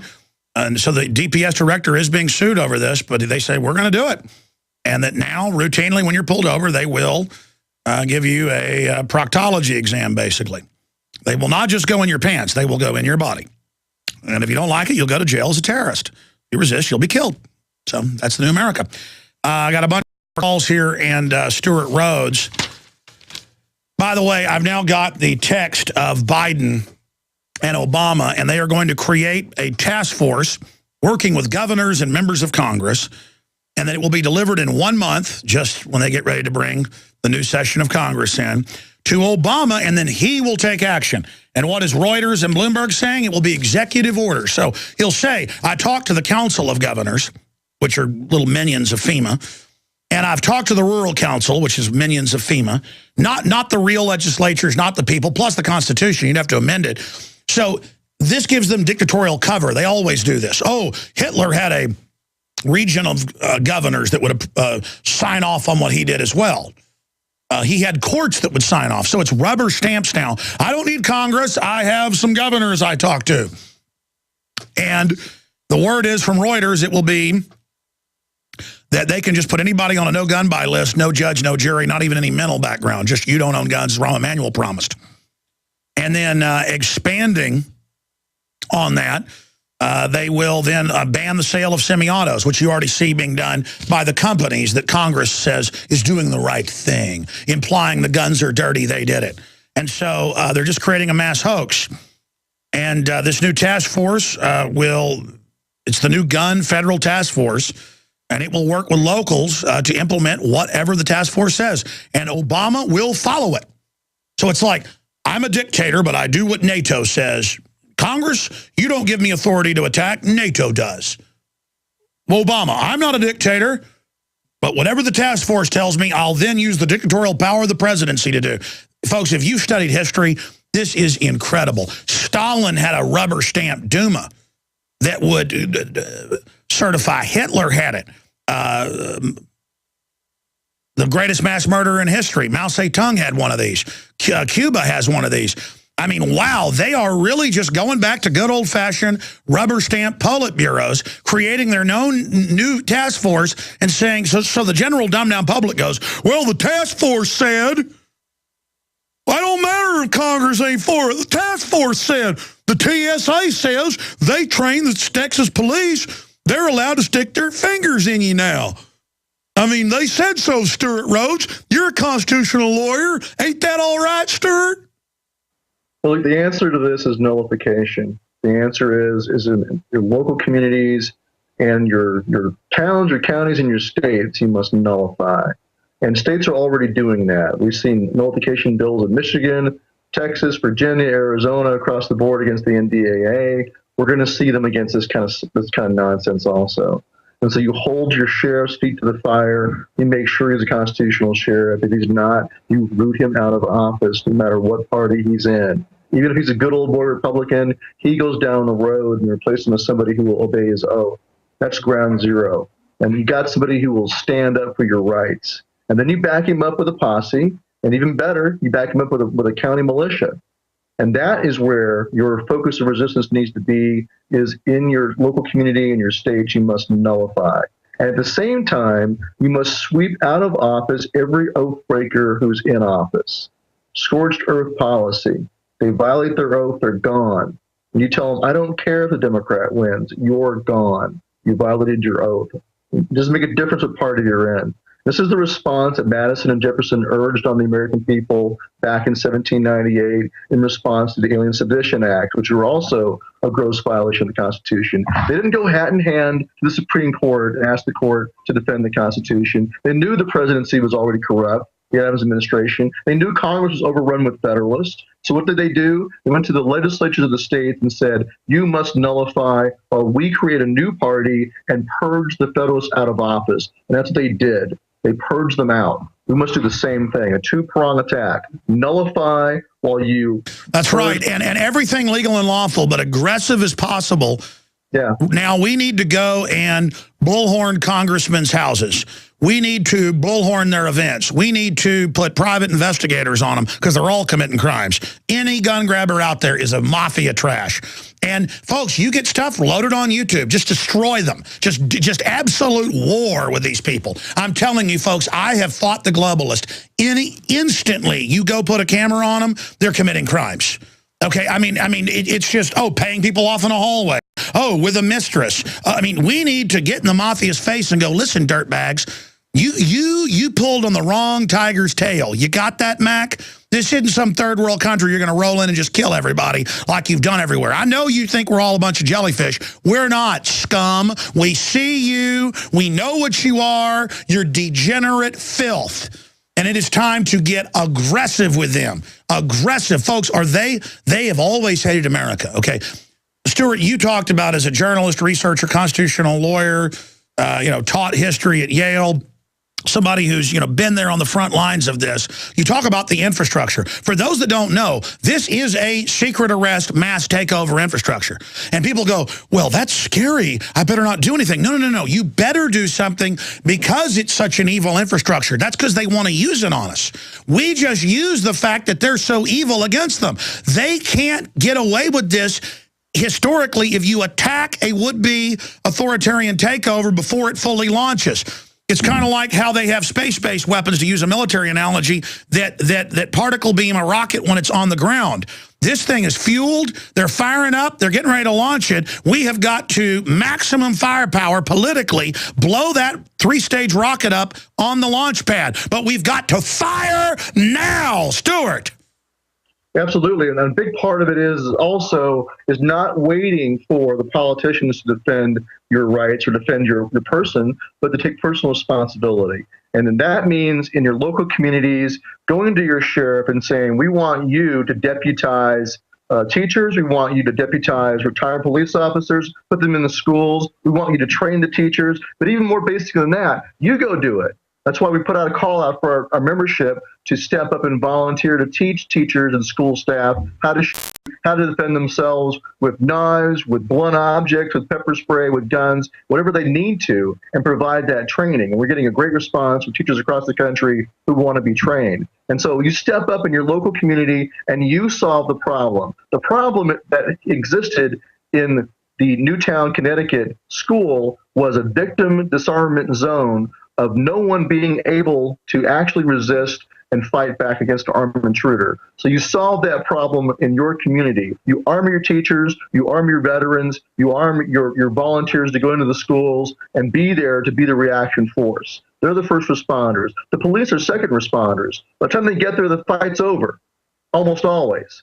And so the teachers need to be armed and trained. Do it. Don't wait for someone to do it for you. Don't wait for politicians to say it's okay. You just go do it. But I'll tell you the way. I'll tell you the way to absolutely checkmate them, because they act like, under federal law, nobody can be armed at schools. No, you just go to your good sheriffs. It'll be a huge news issue when they do it. And I'll guarantee you can come up with a school fund, just like police are guarding movie theaters for, $15 an hour. You can guarantee get folks to volunteer. But that's an auxiliary. You can definitely get retired police, you name it, or other people, or veterans, whatever. So we know they've, and they can even do what they want to their background, all that stuff, and then have them there as the auxiliary security force, just like you have, the old veteran helping the kids at the crosswalk. And I like what Jesse Ventura says. You just have them there in like a jumpsuit or whatever, and they can just be the. I mean, you could tell the kids. Or they could be just custodians that are there with a fanny pack, with a handgun in it. But again, that's almost giving into the hysteria. I mean, you've had school shootings on average, maybe 30 kids a year. 88 total mass shootings, most of them gang-related. One of these things only happens every 4 or 5 years. It really is a hoax. I mean, it's a real crisis for those 20 dead kids. But again, you've heard my analogy, Stuart. But it puts the focus on an actual solution to the problem they've created. They've created the problem by disarming people. And so the solution is to arm them. And it's very easy, like you just said, it's very easy for a retired cop who's already gone through background checks, already had training, et cetera, to step up and say, I volunteer. And our members are willing to do that. We're going to have retired police officers and oath keepers who are going to go volunteer. And by the way, don't let them be involved in searching lockers and harassing people and, pregnancy test or whatever. Just there for the, 1 in a million mass shooting. That's it. They're there as a last resort to defend the people against violence. That's it. But even better than that, train the teachers. Train the teachers and the staff. Well, why is Israel, having M16s in lockers in every classroom for, the 1 in a million when the Palestinians have gone in and killed kids? I mean, why? I mean, imagine if Israel said, the answer is Israelis, turn in all your guns. Everyone would laugh at that. I think this is a key truth weapon against their lies to point out why does taxpayer money go to arm the Israelis in their schools, but then that same federal government wants our guns, Stuart? Yeah, it's a fair point. It's hypocrisy. And, but still, the main thing is take back responsibility at the local level. However you do it, through the sheriff's department, through veterans, through police officers who are retired, through the teachers, whatever works in your community, you solve the problem there locally. That's how you counter the propaganda coming from D.C. that you must be disarmed. You can say, look, we took care of it. It's taken care of. It's done. There's no more shooting going to happen here. Like that one school district in Texas that's been doing it since 2007. They've had armed teachers. No one knows who's armed. They're all concealed. They don't know. No one knows. And by the way, the feds keep saying it's illegal. It's lawful because it's going on. And now Rick Perry, I got to give Rick Perry credit. He's been an evil globalist in the past, but he may have changed his stripes. He says arm all the teachers. Well, here's a sad problem. A lot of conservatives, the only part of the Constitution they still have a real devotion to is the Second Amendment. They've been so brainwashed by the neocons that they've kind of forgotten all about the rest of it, but they still care about that. That's just the reality. We got to deal with it. We try to get them back into the fold about caring about all of the Bill of Rights. But hey, let's take advantage of the situation in some ways to at least get them to be resolute about this. And if we're going to have a fight, let it come now over the Second Amendment so we can get it over with. Stuart, talk about any other solutions you've got. Well, I think the most important thing, like I said, is to reach out to the guys with the guns. I know it's like a broken record, but the liberty movement really needs to focus on the guys with the guns, especially the military. It's the most critical population because, we are at the crossroads where we're either going to have to fight another revolution or we have a very limited window of opportunity to roll things back peacefully by purging out the oath breakers. And that's the other big thing is you've got to get rid of this idea that you're going to support lesser two evils. You got to stop doing that. It's like taking a reduced dose of poison over and over again. You're still going to die. So you got to stop doing that. But to buy you more time, focus on the guys with the guns. That will cause strategic doubt in the minds of the elites about whether or not they can get away with trying to pull the plug finally. You want to make them worry about it, worry about whether they'll be resisted by their own ranks, and that buys us more time to purge them out. Everybody who's in current political power is only this generation. They're not permanent. You can get rid of them. You can purge them out if you're willing to have the moral courage to do it in politics. It will take time, though. So to buy more time, focus on the guys with the guns, make sure they understand what's right and wrong so that you cause that hesitancy in the power elites and buys you more time to get rid of them. That's your only chance. That and getting ready for the worst case scenario, which means you better be strengthened as an individual, as a community. Your veterans should be woken up in your community. They should be getting themselves prepared for the worst case scenarios and nullify in your local communities and the states. Stuart, I want to get this message across to everybody right now. Authoritarian foreign banks have taken over. They're running psyops. They probably even staged this event in Sandy Hook. You better grow up, folks. I'm sorry, the mainline neocon talk show hosts are going to sell you down the river. Okay? I'm risking my life, so is Stuart, to bring you this information because we realize what we're facing. And the fact that we're still able to operate and expose these globalists is key. We're going to break in 2 minutes, Stuart. I'm going to let you take us out to break, and I'm going to come back and play some video clips, but I'm going to let you have the floor in the last minute and a half. You take us out to break, Stuart. Well, like I said before, the main thing is folks have got to stand up. Do not let them intimidate you. Don't let them con you and trick you into apologizing for the murder of children you had nothing to do with. You have no cause for apologizing. In fact, it's the exact opposite. It's the victim disarmament freaks who have insisted on leaving those children defenseless who owe everybody else an apology. It is their psychosis and their fear of firearms that has driven them to create victim disarmament zones where it's like, a bait for a coyote or a bait for wolves, and it draws mass shooters. Put it back on them and their own personal responsibility. And also make it very clear that you will not disarm. Decide right now that you will never disarm, that you will pass on your firearms to your children, and that you as an American have drawn that line in the sand. At least be resolute about that. And let's get past worrying about what Congress does. Let them know that no matter what they do, you will not comply. And welcome back. Our guest tonight is David Thweet, Superintendent for Harold ISD in Northern Texas. We'll be talking to him about teachers carrying firearms in the classroom. He joins us now via Skype. Thanks for joining us, David. Thanks a lot. Thanks for having me. Oh, my pleasure. Now, before we get into the teachers at your district carrying firearms in the classroom, at least being able to have that option, this recent shooting, the Sandy Hook, what was your first thoughts when you heard about that last week? Yeah, I was sick. I mean, nobody with any amount of humanity can hear that kind of thing and just not be saddened that somebody would have the evil intent to be able to hurt little kids like that. I just couldn't believe it. It was very heartbreaking. Right.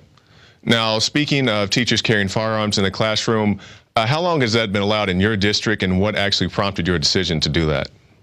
Well, we passed the policy in October of 2007, and we have passive security. We have the cameras, we have the electronic magnetic door, exterior doors, and restricted access.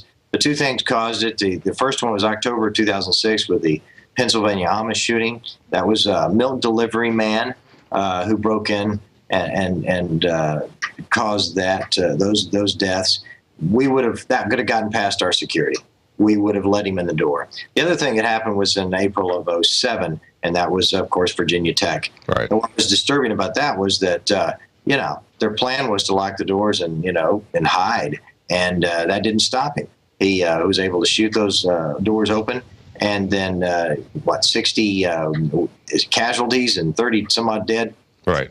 That was very disturbing. Every one of the plans in the United States in schools, emergency plans, are to lock the doors and hide the kids. Well, that was disturbing to us because we're 30 minutes from law enforcement.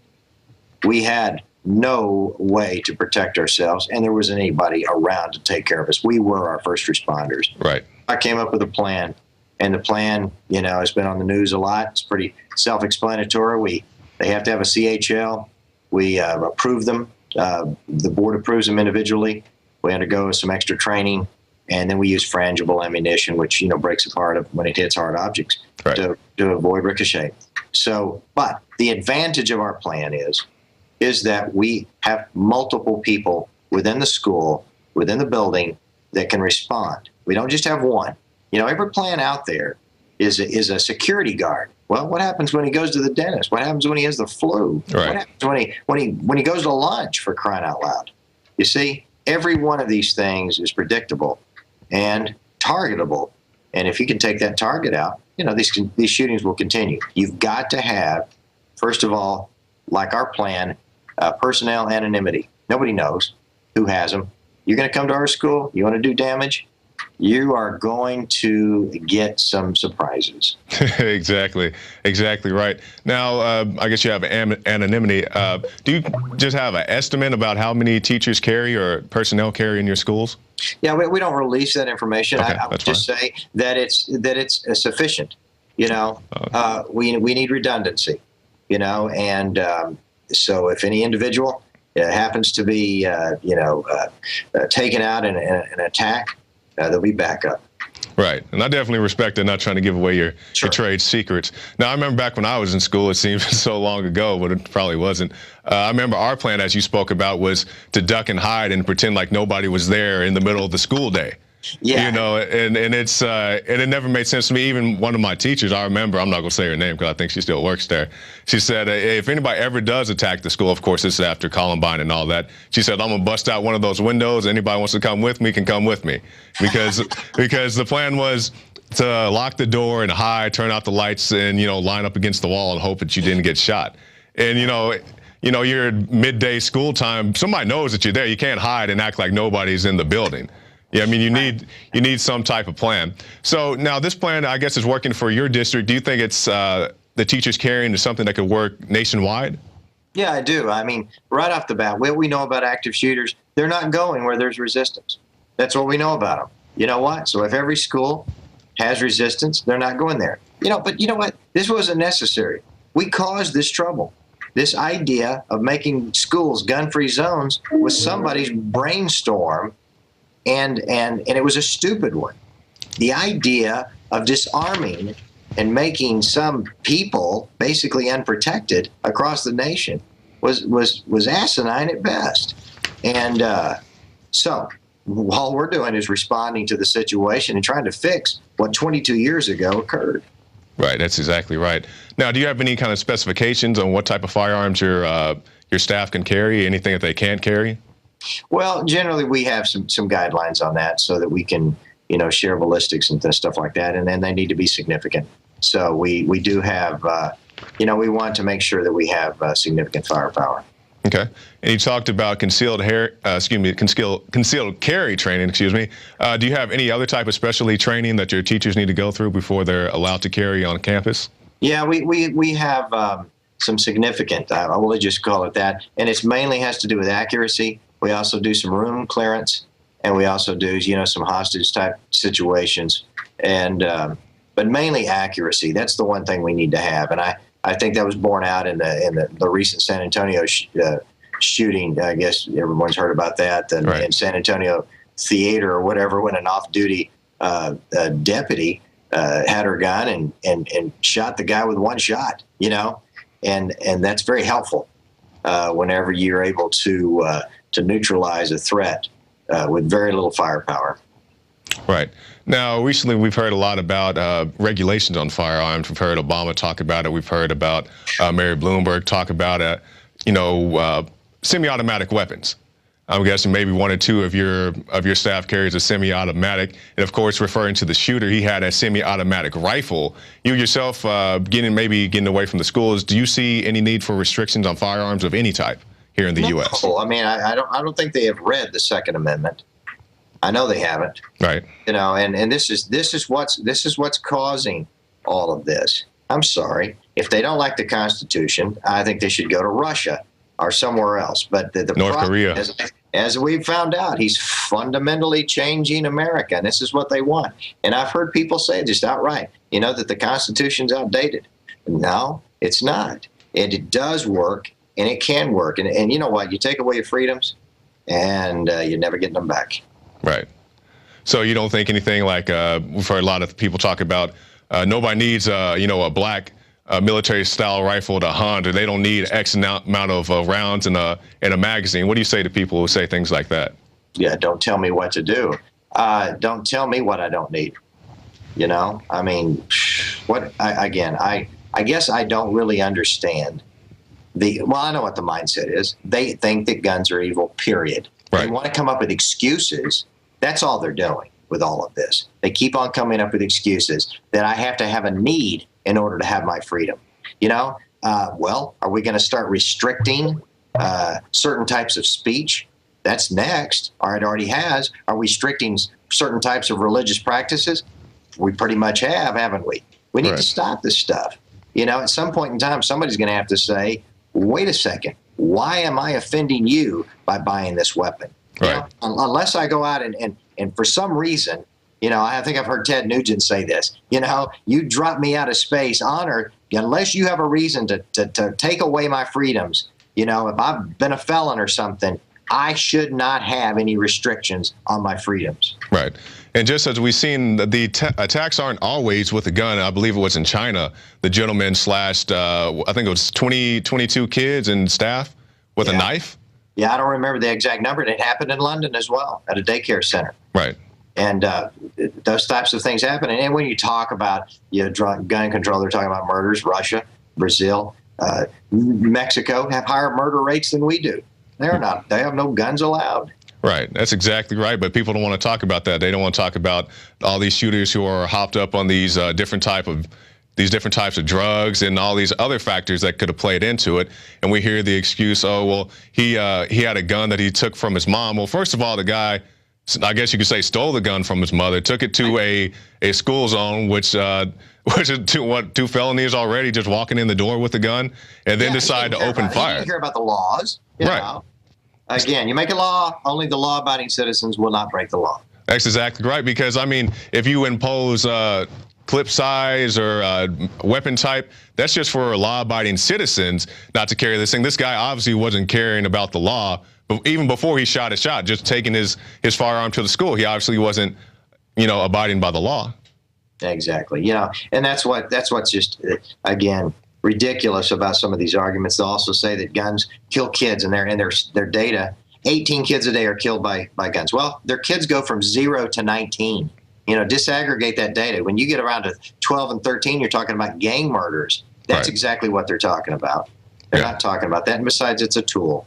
And what we know about tools, and another argument for the teachers. Oh, the teachers are going to shoot the kids. Oh, I can't believe that on 364 days out of the year, teachers are wonderful. Oh, they're wonderful. We couldn't do without them. They're heroes. And then on day 365, suddenly they're going to be killing kids. Right. I'm sorry. If a teacher wants to be that idiotic, they've got scissors, pencils, scalpels in our biology lab. There should be blood running in the streets if teachers are that maniacal. So this is a problem. Right. We just come up with stupid arguments. They have stupid arguments, and that's all they really have. They misinterpret data, or they just sneer at it and say it's a stupid idea, and they just go ad hominem attacks. Right, and I remember when I was in school, it was anything that could be used as a weapon was a weapon. I'm not sure if you guys have that rule down here in Texas, but I mean, you could beat somebody to death with a book if you wanted to, if you were that motivated. I'm sorry. Yeah. Right.